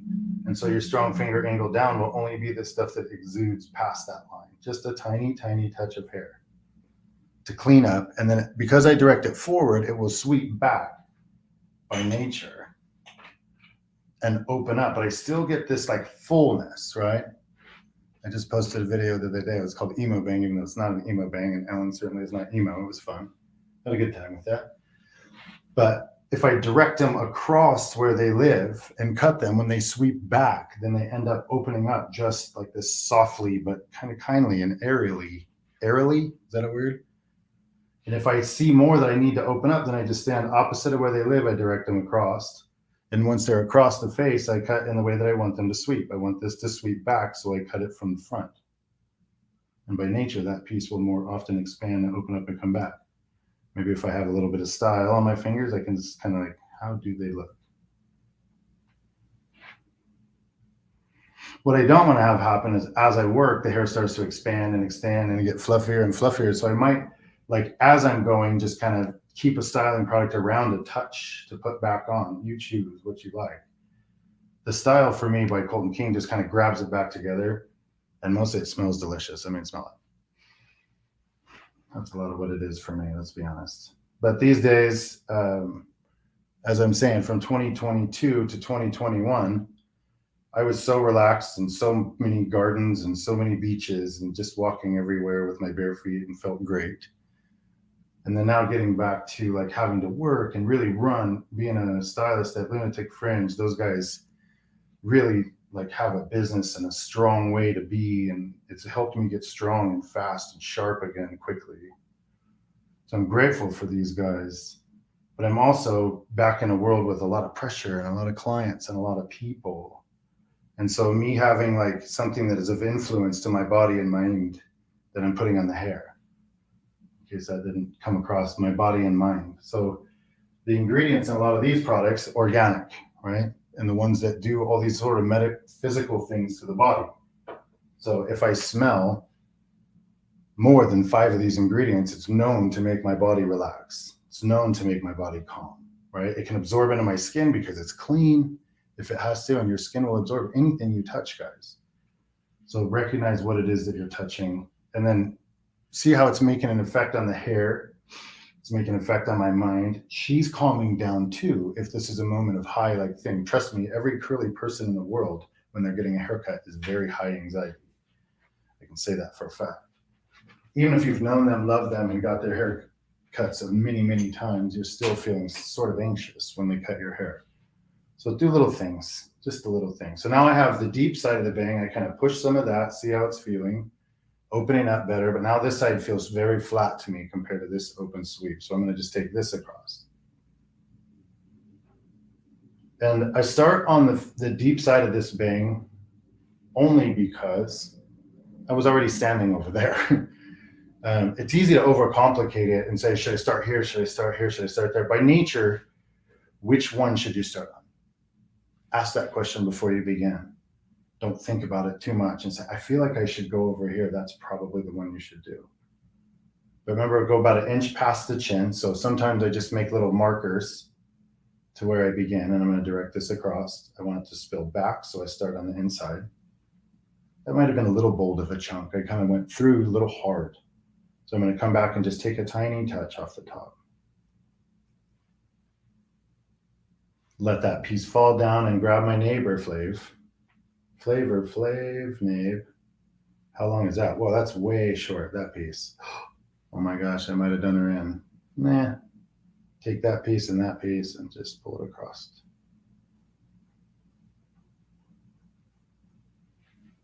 And then get the next one, neighbor flav.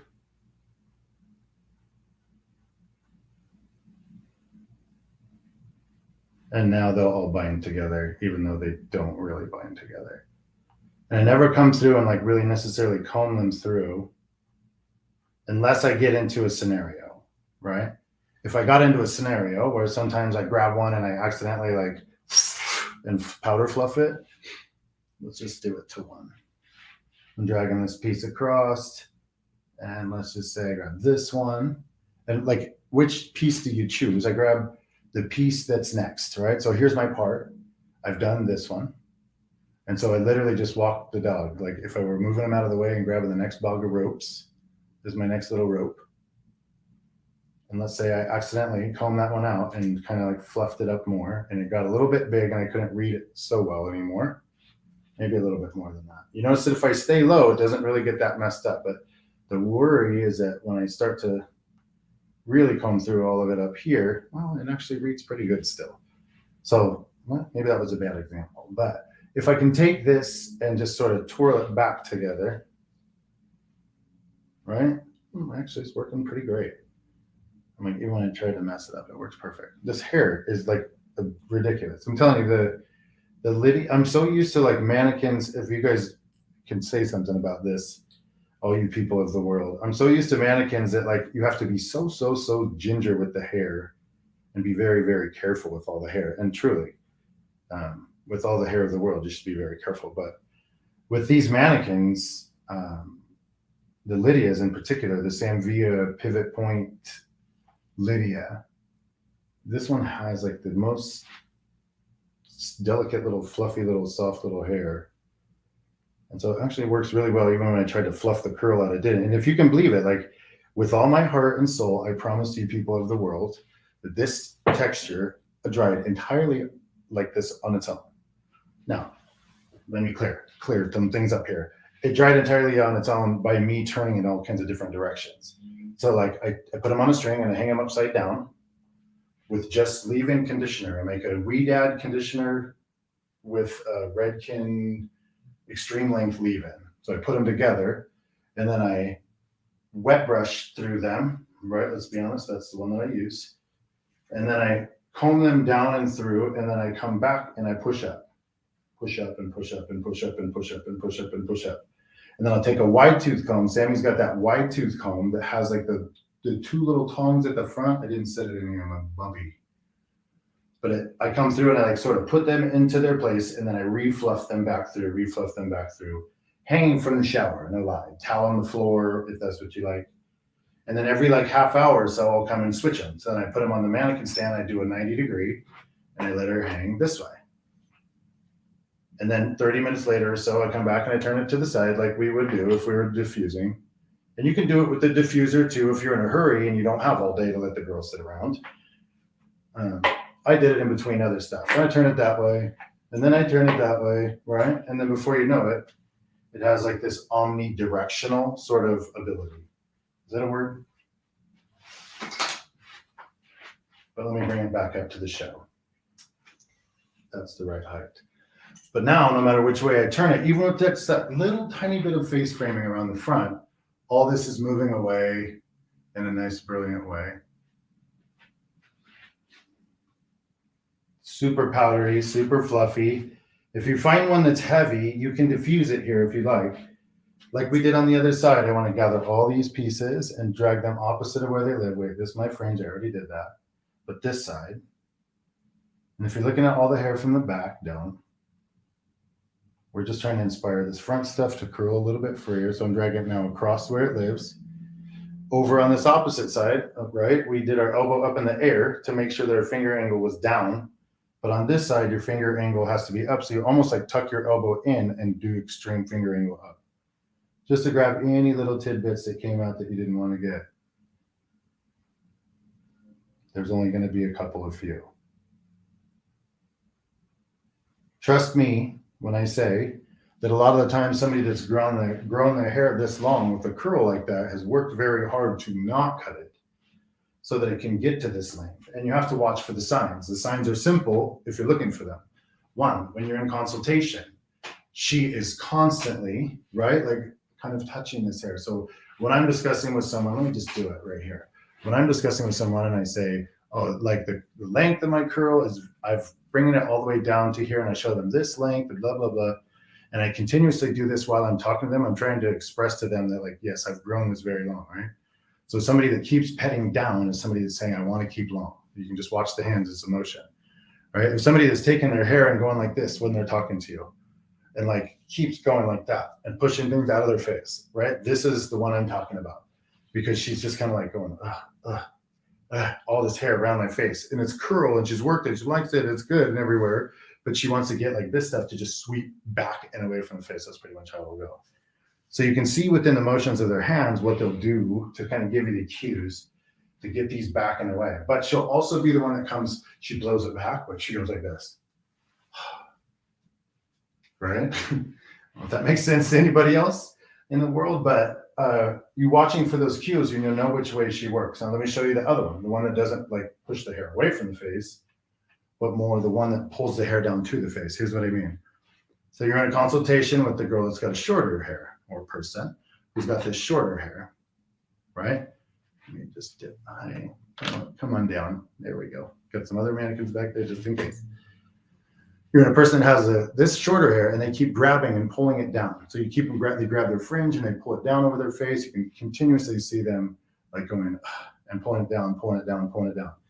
This is that kind of person that's looking for that bang to kind of keep them safe, right? Their bang is super important. So they're pulling it over their face, they're pulling it down, and they'll also come back and grab these and pull these forward and keeps like grabbing them and pulling them towards the face, right? You'll see her like go, but over here, I want to kind of fluff up. I want to fluff up, but then like pull these down, pull these down. So this is sort of that towards the face cues that you're watching with people.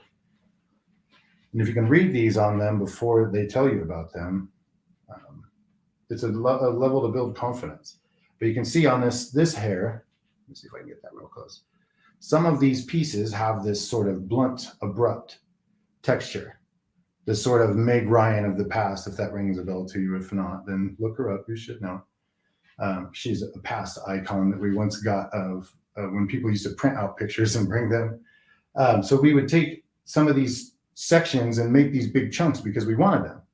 And the razor came into a lot of these back then, and people thought that they could do with them this, and you can. But with the curly hair, the severity of that like abrupt chunk, it has to be done delicately. You have to do it in a very short stroke, but a very soft way. Like what I mean is I can't necessarily take the piece and just go, right? You heard it. But a lot of times that's what we'll get is in a hurry and grab a piece, whack, grab a piece, whack, grab a piece, whack, grab a piece, whack. And before you know it, you got a lot of little ropes that expand everywhere. It's like frizzy, I hate the razor. What happened? Here's what might have happened, right? I did a lot of dry hair cutting on that other one. Possibility that it got a little dull. It's easy to do. Just put the little blade in the slot, drop her out.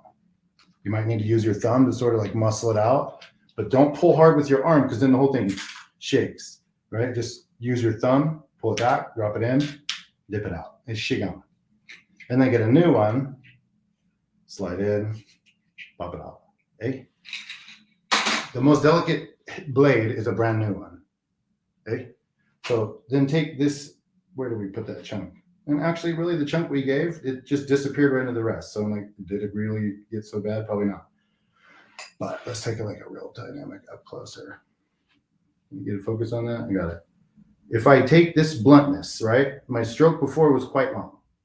This time, I want to slow down the width or the length of my stroke and go very slow. You notice I still go through this piece a lot. Notice my over direction. Is it forward? Is it backward? I grab the piece and I pulled it back. So when I cut it, it's going to want to go forward, right? If I take a chandelier or anything and I pull it this way and let it go, it's going to go back that way. So if I take this piece to the backside and I cut it, that means that she was one of those people that was reaching up and pulling that hair down and forward. Does that make sense? So my direction forward is the one that wants it to Revlon back. Wait, can we say that? That was what I used to say in like the early part of my life, because the commercials all had the hair blowing in the wind. And so now, taking that into consideration, maybe I want some of them to throw forward, so these top ones grabbed and pulled down. But maybe some of these ones that are coming from underneath, she grabbed and pulled forward too. So maybe this one's a trick, and I pull it forward because I want it to go back. Lighten up the load a little bit. Notice I don't take the whole thing, okay? I left just as long as it once was, but I only took half of the hair that was making it into that strength at the bottom. Meaning it had a flat at the bottom and I just cut the corner off. And now it has like this curve. And that's what I'm looking for. I want the curve to come away at some spots and I want to go forward at some spots. And so my razor goes on the front or the back side of the hair, depending on which way I want it to throw. Taking some of these pieces that are now into the layer lengths, and I probably could go just slightly lower. And when you're looking at this from the profile, I think it kind of gets the most strength. Taking some of these pieces from the back, right? They obviously don't live up here. So if I cut them from the top of the section, I might get them to like kind of lay down and push forward. Maybe I want to go super Mowgli with the bangs. Hang heavy, that's from Jungle Book, right? Just all in your face. Did he even have bangs?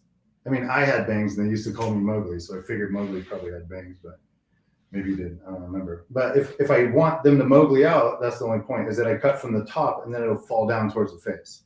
If I want them to come back and kind of Tina Turner back, you should look at her if you never have heard of her, I'm sure you have. But I cut it from the front, and notice all this stuff is headed to the same point. So like the part, or if you will, the fringe has this part. That is my directive. So no matter where the hair is coming from, I'm directing it to that point. So I can grab it from like all the way down in Margaritaville and take that picture all the way forward. Think about how the length was from the top of the head. And I can literally make a sister length back there without any guides or any rules or anyone telling me what to do. I can direct everything to the exact same point and know that I'm going to get a spill. You have to think about, or maybe you don't have to think about, you really don't have to do anything that you don't want to, and perhaps you've logged out already. But if I were here with a water spray, right, in England, you would call it, and I was shooting, the water, wherever the source is, the water will shoot evenly from there. But when I move the source, then I start shooting in all these different directions. So I got this really loose kind of thing that I'm doing, and I'm directing everything to one spot so that I can stay on the same trajectory and have the water blast in the direction in which I want. So if I want it to go back, I'm in front. If I want it to go forward, I'm in back. And that's really all there is to it. Find a stationary guide, direct the pieces to them, and you can decorate as deep as you want. So from here, I can go pick pieces all along the top and direct them to me and cut them. Or I can just kind of go here and there and get some roundos and bring them up to that length and get those ones to sort of stand out and do their own thing in this back. Now, recognize that the more varied you have your technique and varied spots you pick them from, the more varied you're going to get in your shape. So if you want to work in sections and move yourself towards yourself, you do like you would old school. Work radially, working in sections, and I got a feeling we might see some of that. But that's all I have to say about that. And I'll just leave you guys with this. Wait, Andrew, how long do I got? Am I on? Am I out? Am I on? We got a second? You still have 7 minutes.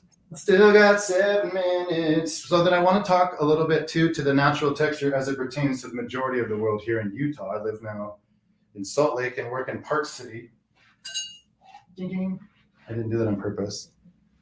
But the kind of lighter, brighter, sometimes finer hair that wears texture in it themselves, like puts it in there themselves. Texture is not just word that's observed for the few who have it in their birth. It is also for the people who put it in their hair because they want it, right? We all are entitled to have whatever kind of hair we would like. And so if we decide to put curl into it, then we wear our hair curly. Take that or leave it. But in this region, if I want those kind of, I can do it. I can do it and put my head into it. All these mannequins and all these things. So if I'm putting a texture in, even if it's this way, this is old school, the double waver. Put it around here somewhere so I can show it. There you go. It's the double waver, right? Now we got the one big waver and we got all kinds of different wavers, but the old school one for me gets this sort of flat push. What you got to do is like when you close it, you got to push one way. Like when we did when you used, maybe you never, I'm not sure. If you've ever done a Marcel wave, flat Marcel wave, old school, you push, push, push, push, push, push, and then you pull, pull, pull, and then you pull, pull, pull.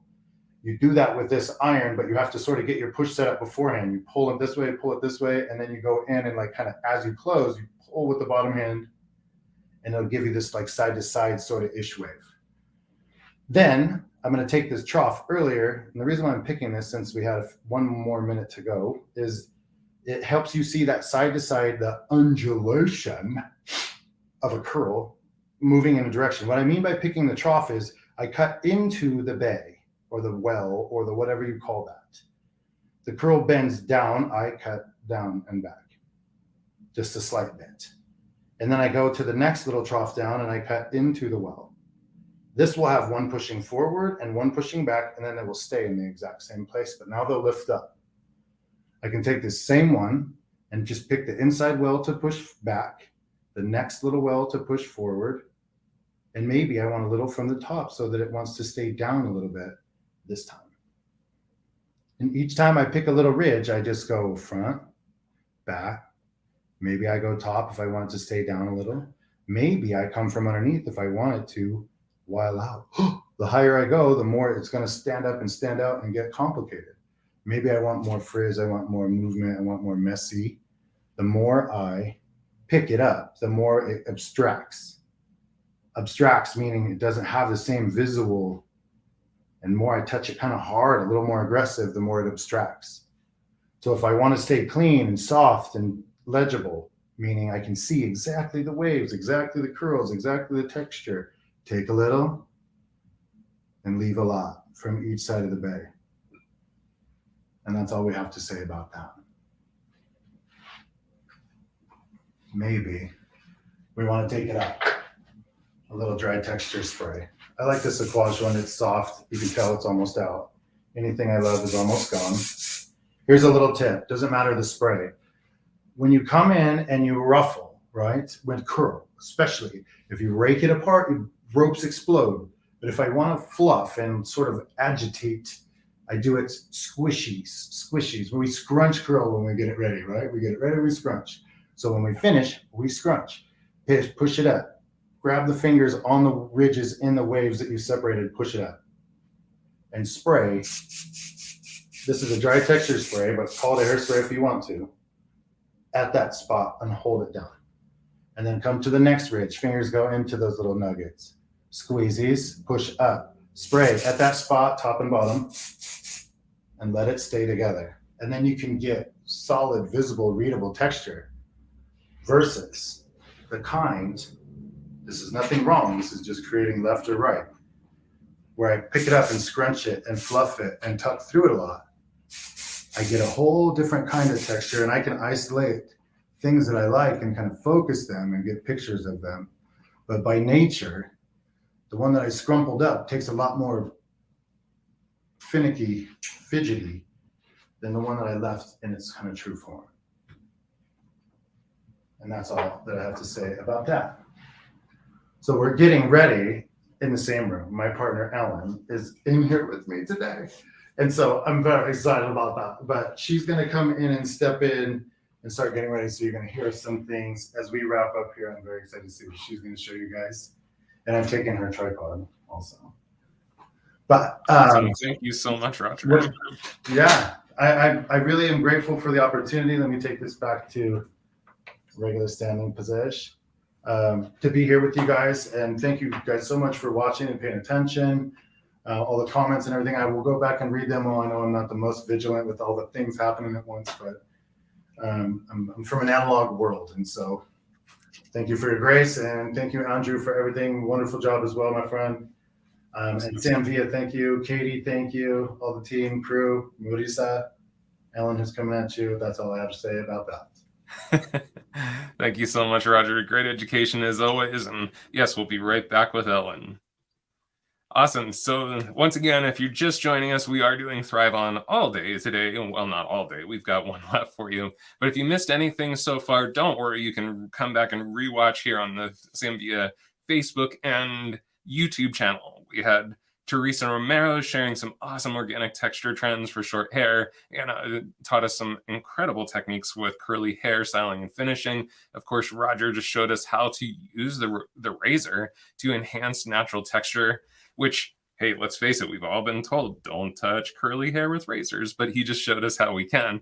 And next we have Ellen Devine, who's going to be building on that concept with layering to enhance natural texture. Now, if you haven't heard, we do have a great promotion going on. So for the next 2 days, in honor of this awesome day of education to help you thrive, we're giving you 30% off site-wide. So you can head to samvia.com for that. And as a nice little bonus, you can also sign up for the Sam Villa affiliate program. Once you have an affiliate code, if you share that affiliate code with someone, they can get a 10% discount with that code, even on top of already discounted prices. Plus, you get a 20% commission. So this is really awesome for those of you that are big Sam Villa tool fans. You can actually make some money through your passion for Sam Villa tools. And if you are enjoying the education today, we do have the education catalog available for you at samvia.com/education. This is your opportunity to bring Sam Villa ArTeam members directly into your salon so you can work hands-on, not just here on the computer. Computer's great. Hands-on is awesome. So let's continue with the education. Next up, we have the awesome Ellen Devine. Ellen has been a national educator, was a national educator with Redken for over 10 years. She traveled the United States teaching on different platforms. She is now a Sam Villa ArTeam member and a master stylist at Lunatic Fringe, so she is very anchored in the salon. She has a great teaching style that's very technical, but still incredibly creative. So please, in the chat, let's welcome the awesome and talented Ellen Devine. Hello, how's it going out there? I'm super excited to be here. We're going to talk everything texture. And as Roger kind of set up, we were talking about curly hair. I look at texture a little different too. Like, as you can see here in my mannequin, I do have some curls going on, but a lot of my guests in the salon have almost like this in-between texture. And so we're going to kind of talk and focus on layering that. And I just want to show you, I cut half the head here, right? So on half of it, you have a little bit of like leanness. And then on this side, we have a little bit of fullness. And so the way I cut is really just focusing on, and we were talking about this in the salon the other day, and type in if you've heard this before, how to focus on, it's not about what you leave or put on the floor. It's not how much hair you take off. It's the hair that you leave on. And that's what I really think sets apart a good haircut that works for someone. So as we get set up, I'm gonna work with scissors today. I wanna ask you guys as we get started, what makes you feel the best in the salon? Like when you feel like you are thriving, what are the things that make you feel like you're thriving? And I'll do my best to kind of talk it out too, but we're just gonna try and get a little bit of lift. So you can see that we have this nice curl, but it's nice and flat. It almost looks like it's my head on my body. That's hilarious. And then we have some of the fullness here. So we're gonna focus on long layers. And then when you talk about layering hair, like Roger used a razor, I'm gonna go ahead and use my blunt shear, right? So I'm gonna avoid actually using a comb. So with this, I'm gonna be using my hands quite a bit. And we're just gonna give a little bit of shape to it. And I'm gonna bend this down just a little so you can see. There we go. And I really want to focus on what makes me thrive in the salon. So when I feel like I'm really, really doing good in the salon, what happens is I feel like I have a client day where everything just falls into place. If you guys know what I mean, type yes in the chat. And so I'm basing this kind of cut off of an actual guest in my salon. And I'm just gonna lightly separate this with my tail comb. So I'm gonna work with my tail comb just to give a little separation. And we're gonna start in the back here. So I've already cut my guide right up here. Let's see, I'm gonna lower. It's not too short, okay? So we're gonna keep longer layers. Now, the reason I wanna focus on longer layers, one, if you guys have noticed, or I guess tell me if you've noticed, a lot of guests are coming in and they're wanting to either, one, grow out that shag cut that they had, two, they're like not looking for too short of layers. They want like a very natural type of layer happening. So I've noticed a lot of these layers that were coming in are actually wanting like long layers, I'm gonna say, right? So when I say long layers, I think I used to say, okay, long layers only live down at the bottom here, right? But now as I've like aged in my career, I've noticed that it's okay to have some short pieces, but the overall shape, I'm not trying to have super shortness up there. So I just want to have some long layers. So I'm just going to go through. You can use your hands. You can use that tail comb. I've got my guide set. And I'm just going to start combing up. I'm going to lower this mannequin quite a bit so you can just see the top here. Okay. And we'll go back and forth, up and down so you can see. And I'm going to start using my fingers to just slightly detangle what's going on. Okay. And I'm going to show you this section. I'm going to kind of tell you the inspiration behind all this. So here's where you can always pick up a guide, is that high point right there. Okay. So here would be my guideline. So we have a shorter piece, and I'm going to get out of the way so you can see, shorter piece, and then it gets longer. Now what we're going to do is we're actually going to arc this over the head and find that guide right here. So here's my guide, short bit, and I'm going to cut all this length off. Now I'm cutting dry, okay? I'm cutting dry. The reason for that is because I want to see the natural texture that's happening. So if someone comes in and their hair is like up in a bun and it's really kinky and you can't really do the dry cut, what I would recommend is actually taking them back to the bowl, shampooing them, and styling them a lot like how Anna styled in hers. That was an awesome tutorial. And that'll kind of show how to style the hair, and you can start seeing their natural pattern. Okay, so my first section started right here at center back. And I'm just going to take my next section, working in like a radial pattern. So I'm just going to work around the head in smaller sections, radial pattern, and take a vertical section, just like so, and same thing. A lot like how Teresa was talking about it, and Roger, the tension is going to be very loose, little to no tension. We're going to let the curls kind of work for us here. Now I'm going to lower her again. I just want you to see both ways of doing this. Okay, so same thing. My guide is just going to be a traveling guide. So it's going to be coming from that middle part right there. Boom.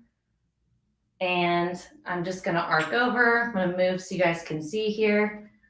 And I'm just going to pull back so you can kind of start to see some of the bluntness. Now it's going to be probably a little harder to find your guide when you're taking one, larger sections, two, it's not a crisp, clean section. So you just want to always go back to that highest point, find that little guide right there, and I'm just going to cut short to long, okay? Now the reason I'm doing this, and if you guys agree, type in the chat, you have clients like this. I have a lot of guests that want to wear their natural hair, but they also want to be able to smooth it and blow dry it and have it look good both ways. So I think knowing like duality in your haircuts is really important, meaning having that opportunity to wear it straight, to wear it curly as well. So I'm doing a classic cut that I would do for someone with even straight hair, but I'm also going to go in after this and add a little bit more kind of like release of weight, if you will. I would say like channel cutting, but really it's a little different because Sometimes channel cutting, we're taking a whole bunch of hair out of the middle, like really short. We're going to go through and just kind of bluntly release some weight. So we'll do that after we get our layering in, right? So here we go again. When I'm elevating, I'm just directing it directly across from where it lives.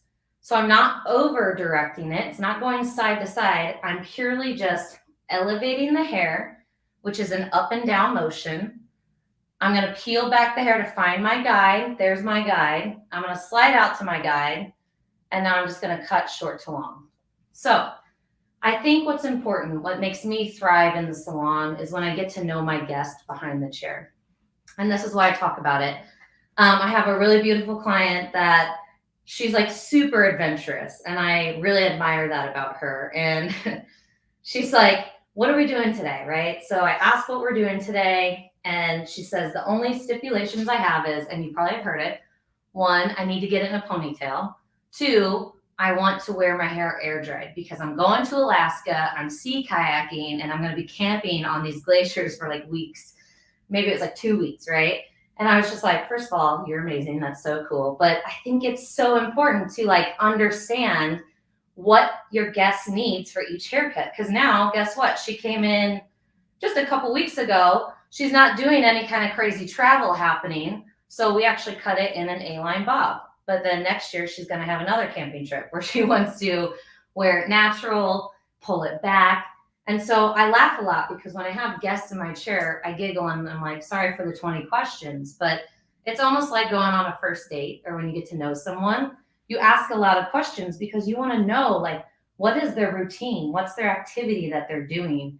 And how can you really fit that into a haircut that fits their lifestyle? And so for me, that's when I feel like I'm thriving because I'm giving them something that one they really need, and it's just going to make their life simple. And I think in the long run, that's what we do as hairdressers is we produce results that make people feel beautiful and also just go along with like what they're looking for in life to make their life a little bit easier. Okay, so here we are again. I'm elevating over. You can see that shortest piece is my guide right there. And as I go up, just notice how I'm just kind of sandwiching the hair. So it's almost like taking a peace sign. And I'm just sandwiching it flat to detangle. And here we go, right here, purely elevating, no over direction. I'm going to show you from a top view here. Just like so. So when I elevate, I'm going to go directly across from where it lives, directly across. Here's what it would look like if I added over direction. So if I wanted a little weight or length in the opposite direction, I'm going to go back and forth with it. Cool. Let's see. Is there a product? I'm reading some of the questions. There's someone asked, is there a product that you can use for a bit of slide? I would say whatever product line you use, a little bit of oil is nice for that. If you want a little slide, maybe it's for blunt cutting like this or for a razor, Danielle. Go ahead and try I like an oil, or what I actually put on this is like a mist oil. And this is just a product line that I like to use on my hair. So it's Verb. It's a dry oil spray that can help if you need something that's like got more slip to it. I would try maybe some kind of misting oil or something lightweight. You don't want it like too sticky. So just keep in mind, some kind of oil for me is what I prefer, but everyone might have a different opinion. So if you have a product that you like, help her out, type it in the chat. Tell us what's your favorite product to use to give a little slide to the hair. What's up, Andrew? Hey, would you mind bringing her back just a little bit more so we have a little bit more? Yeah, awesome. Yeah, for sure. Thank you. Me and the camera always have a challenge. I just want to like get close or too far. I never can decide. So since I'm elevating over, this is a better view. Thank you for that, Andrew. So I'm working around the head shape still, and I'm just going to take that tail comb, and I'm just going to take a vertical section, boom, just like that, and continue on with what I'm doing here. So elevating up with my fingers and just lightly detangling. Notice how I'm just kind of taking my fingers. And I know her hair is long, so it is hard to see up here, but we're not cutting that right now. I'm just simply detangling. If you ever lose your guide, remember to always go back to that high point of the head right there. I'm going to shift to the side so you guys can see as I arc over. This is a really beautiful type of layering for long hair. You can do it for short hair. You could hold it horizontal if you want, if you need to build more weight on the top. But right now my finger position is actually vertical, right? So as we place our finger in, here's what I like to do is I'll go in, boom, peace sign, and then I arc my fingers, almost like a little rainbow I always think about. So it's gonna go over, and my fingertips are gonna point more towards the floor / head, depending on how much of a angle you're gonna put on this. What this is doing and why we're doing it is it's gonna leave length at the bottom. So I'm getting some shortness here at the top, right there. And I'm just gonna leave length at the bottom as I drop this. You're gonna see short to long right there. So I'm not gonna go in and fuss with this texture too much, but I just wanna see shortness and then length at the bottom there. Because we're gonna go through and start kind of isolating out some texture within the haircut, I'm just gonna cut my foundation first. Okay, so still vibing across the head here, using my tail comb. Now I did a light diffuse on this, and I prepped her with, I also used Weedad. I really like this. This is the Moisture Lock, right? So this is a product that I really enjoy using. Something that Anna brought up too that you guys were saying is, you know, curly hair needs moisture and also has to get rid of some frizz. So that's a great product. I put quite a bit in. And I know that Anna talked about that too. Like, don't be scared to put a lot of product in. I think you need a good amount. I like to tell my clients, especially if like they're using mousse or something, I say, just when you finish or you think you have enough, double it, because you want to make sure you're actually putting the product in there. And I like to have my, what am I trying to say? Like my curly hair guest, when we're styling, it should be like sopping wet. So you want it really wet, keep all that moisture in there, and you're gonna put a lot of product in because there's a lot of water in the hair too. So continue doing a lot of product in there, but also make sure that, like Anna said, you don't want to towel dry it too much. You want to make sure you keep that moisture in there. So if they're coming in, like I said, and their hair's in a bun and you need to style them out first, I would definitely shampoo them, condition them, diffuse them, and then do the cut. And then when they come back, just prep them and say, hey, next time I want you to come in, keep your hair in its natural state so I can see how it is when you style your hair, right? So here we go again. This is going to be probably our last section on this layering right here. Now, when you look at it, we're going to get this kind of rounded shape in the silhouette itself, because when I'm elevating the hair, I'm wrapping and laying this on top of the head. So you're noticing that the hair is actually going to lay on top of the head. And yes, I'm going to get short to long, but when I release that hair, it's going to almost have this like rounded shape to it, but I'm going to keep the length. And that's what's most important for me. If I needed to take a little bit more weight or length off, I could just go boom right here and maybe not go all the way to the scalp there. And I could cut a little more weight off. Okay, but we'll have weight towards the bottom and you'll see we're going to detail it. So here's my guide. Don't want to lose it. Really light tension. I'm using the classic series. I like these. I also like my artist series for this. So I am cutting dry. And you can use a multiple different amount of tools, but I really like these classic series. They are the newest shear that I've gotten, and I'm kind of obsessed with them right now. So I really like it. It does have the classic crane, and I just want to show you, and I'll show you after this cut, the difference there, because my other favorite is to use the artist series. And you can cut wet with them, you can cut dry, whatever you prefer, okay? There's that short to long angle. We're gonna drop it down. So let's look at our tool selection here.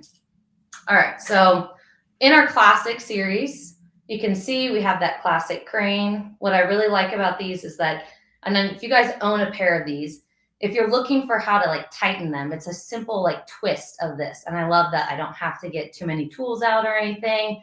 So I really like this feature on the classic.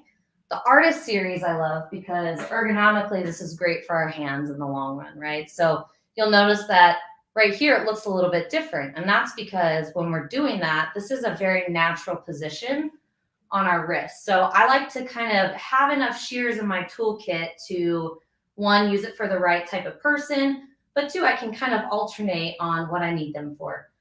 So I really love the artist series too as well. So if you feel like you're getting that kind of pain in your wrists, right?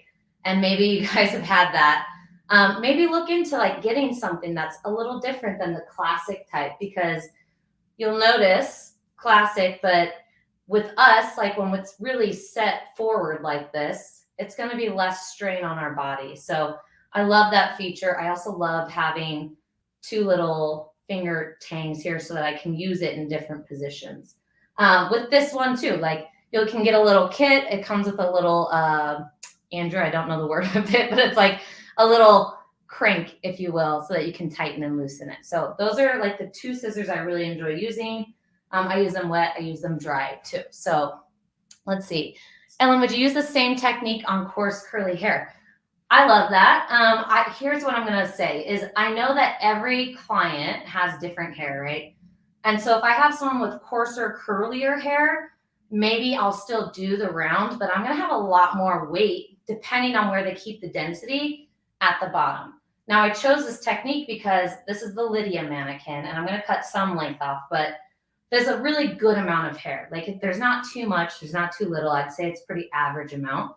On coarser, curlier hair, if they're looking to really taper the bottom down, maybe I'll take the hair, and I'm going to scoot way back so you can see.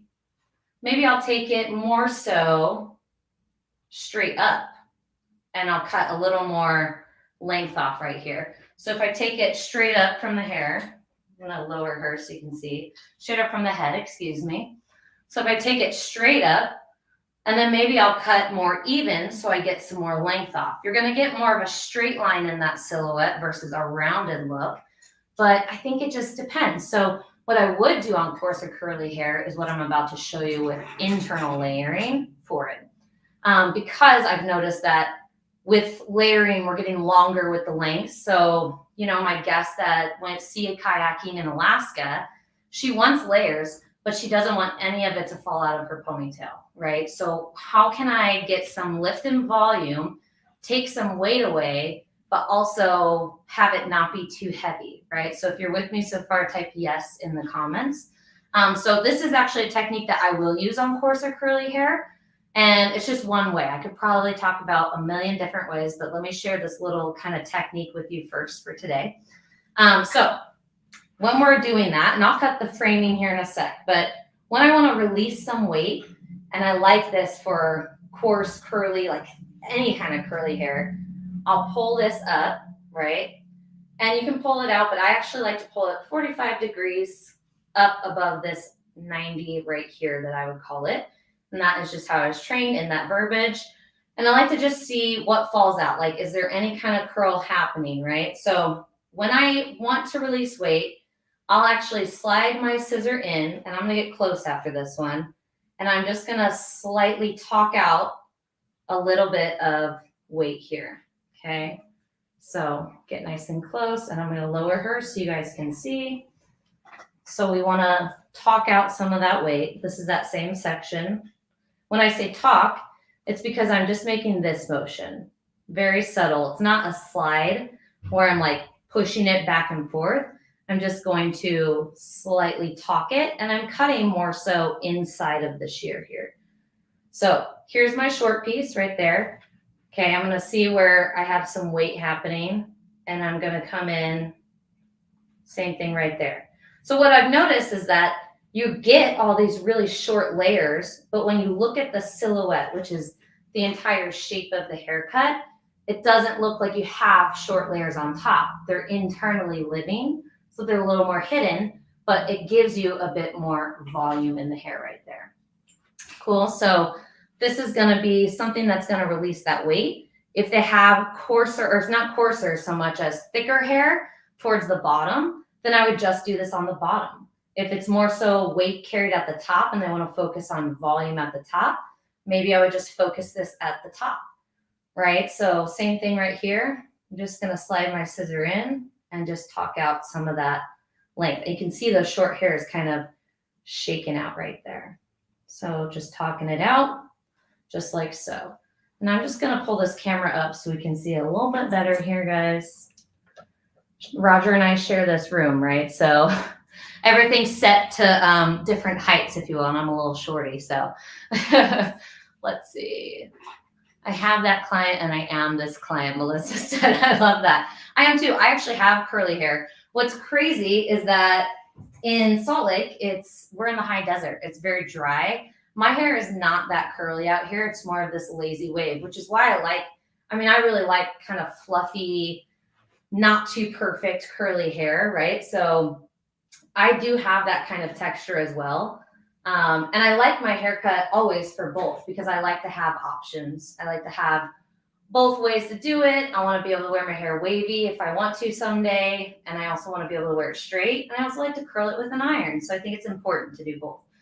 Okay, so here we are again. See that it's pretty consistent, the grain of the hair. I'm not pulling too hard. I'm just lightly holding it, a little bit of tension so it's smoother. When I want to find the curl, you can always give it a little shake and you can start seeing like little curl patterns coming through. So where it feels heavy, I'm going to insert my shear and just slightly talk out some of that weight and cut those internal short pieces. When you have short hair underneath long hair, what do you think happens to it? One, we know it's gonna obviously make it feel a little thinner there, but short hair will kind of bounce up long hair. That's really the purpose behind this, right? So coming through the back here. Now, after I've like pulled through this so much and disturbed the curl, what I would do is just spray it with a little bit of water and maybe a little extra curl product if you want. And then I would hit it with my diffuser too. So much like how Anna did, but I kind of scrunch and use my hands more depending on the curl. If it's more of like a lazy curl and someone's used to having that kind of lazy wave, I don't twist it too much, as just let their natural wave take over. Because I have done different ways of styling it. And sometimes I've done it and it still happens. Like I've done it and someone's been like, that's too curly. Like it doesn't feel like me. So I think it's important to also do what's within your realm's comfortability kind ofness too. Another thing too is like thriving in the salon. Like I said, my joy kind of comes from bringing others an easy way to get their hair styled every day. But I think it's also being that, I guess, assertive hairdresser in a kind way and offering solutions. I had a client come in and it was the first time I was doing her hair. And especially because I'm new out here, I've basically had all new clients recently. So she came in and I noticed there was a bend to her hair. And I just asked, how do you wear your hair? Do you blow dry it straight? Do you air dry it? It looks like you air dry it. And she's like, I do air dry it and I want to wear it both ways. And so we cut it to her natural wave. And, she gave me the nicest compliment, I'd say. Like, she told me it was like one of the best haircuts because no one ever actually asked her if she ever air dried her hair. And so she loves the easiness and the ease of that. And I think that's a really great way to kind of thrive in your business, but also with your clients. It just depends where you find your joy, right? Taking the fear out of it, like Andrew was talking about too. Like when I joke about asking 20 questions, I ask 20 questions because I want to know their lifestyle, what they plan on doing with their hair, how much work they're going to put in their hair, because I don't want to create too much work, right? So here we are in the face framing. You can see I'm keeping it long, keeping all these layers long. I'm just going to match up in the front right here. There's my guide. Just going to match. I'm cutting everything very blunt, and then I'm just going to pull over, find my shortest piece here. Let me find it. I don't want to lose it. Okay, let me check. So we want to pull over, and here is that piece. And I'm going to come in this way so you guys can see. Slightly start to cut down and create a little bit of framing. Making sure that it's something that would fit in a ponytail, because that's what my guest asked for, right? Just like that, creating a little bit of body. And then as I cut the length on the bottom, I think this is important too. I'm going to bend this down. So we have a little extra length here, but I did cut some. I'm just going to blunt it off, especially because this mannequin, I kept it long as much as possible. And I just want to cut these tail ends off. And if someone comes in with curly hair, I'll absolutely do this and just cut to their curl pattern. So remember, when you want to refresh this, you can go through with your blow dryer diffuser. I'm going to grab that. And you would just slightly up, and I like to twist, right? Up and twist. So to finish this off, I'm going to use a little bit of dry texture spray. I put some on this side. We'll go right here, lower her a bit. But I want you to see kind of the volume you kind of get just from releasing some of that weight. And like I said, I like the fluffy texture. I kind of like it boho and messy. So I think things to remember, if they're trying to keep length in their hair, maybe elevate that hard or higher, or add your finger angle to kind of give the length towards the bottom, and really go through and give those interior layers to it, because that's going to make it pop and bounce without feeling like you have too short of layers. And it's really just little quick tips that you can do that are going to make a big difference in your hair cutting. So had a blast with you guys today. Coming up right at 12:30. If you guys want to try any of the tools I use, which was the Classic series, the 6-inch, and then also my other favorite was the Artist series, I have an affiliate code you can use today, and it's LND10. So you can put that on top of the 30% off. And then don't forget that you can totally bring us into your salons to do live hands-on education. And be sure to stay connected. You can follow me on Instagram, which is Ellen Divine Hair. So had a blast. Goes so fast every time. I can't believe it. I know. Especially on these 30-minute segments. It's just like, oh, wait, I'm done. But I appreciate it. And Andrew, I love your segment. I learn everything from you every time I listen. So awesome. Thank you. Thank you. Feeling is mutual. Beautiful segment. Great techniques and great concepts that I'm sure everyone can now implement into the salon to thrive on. Thank you.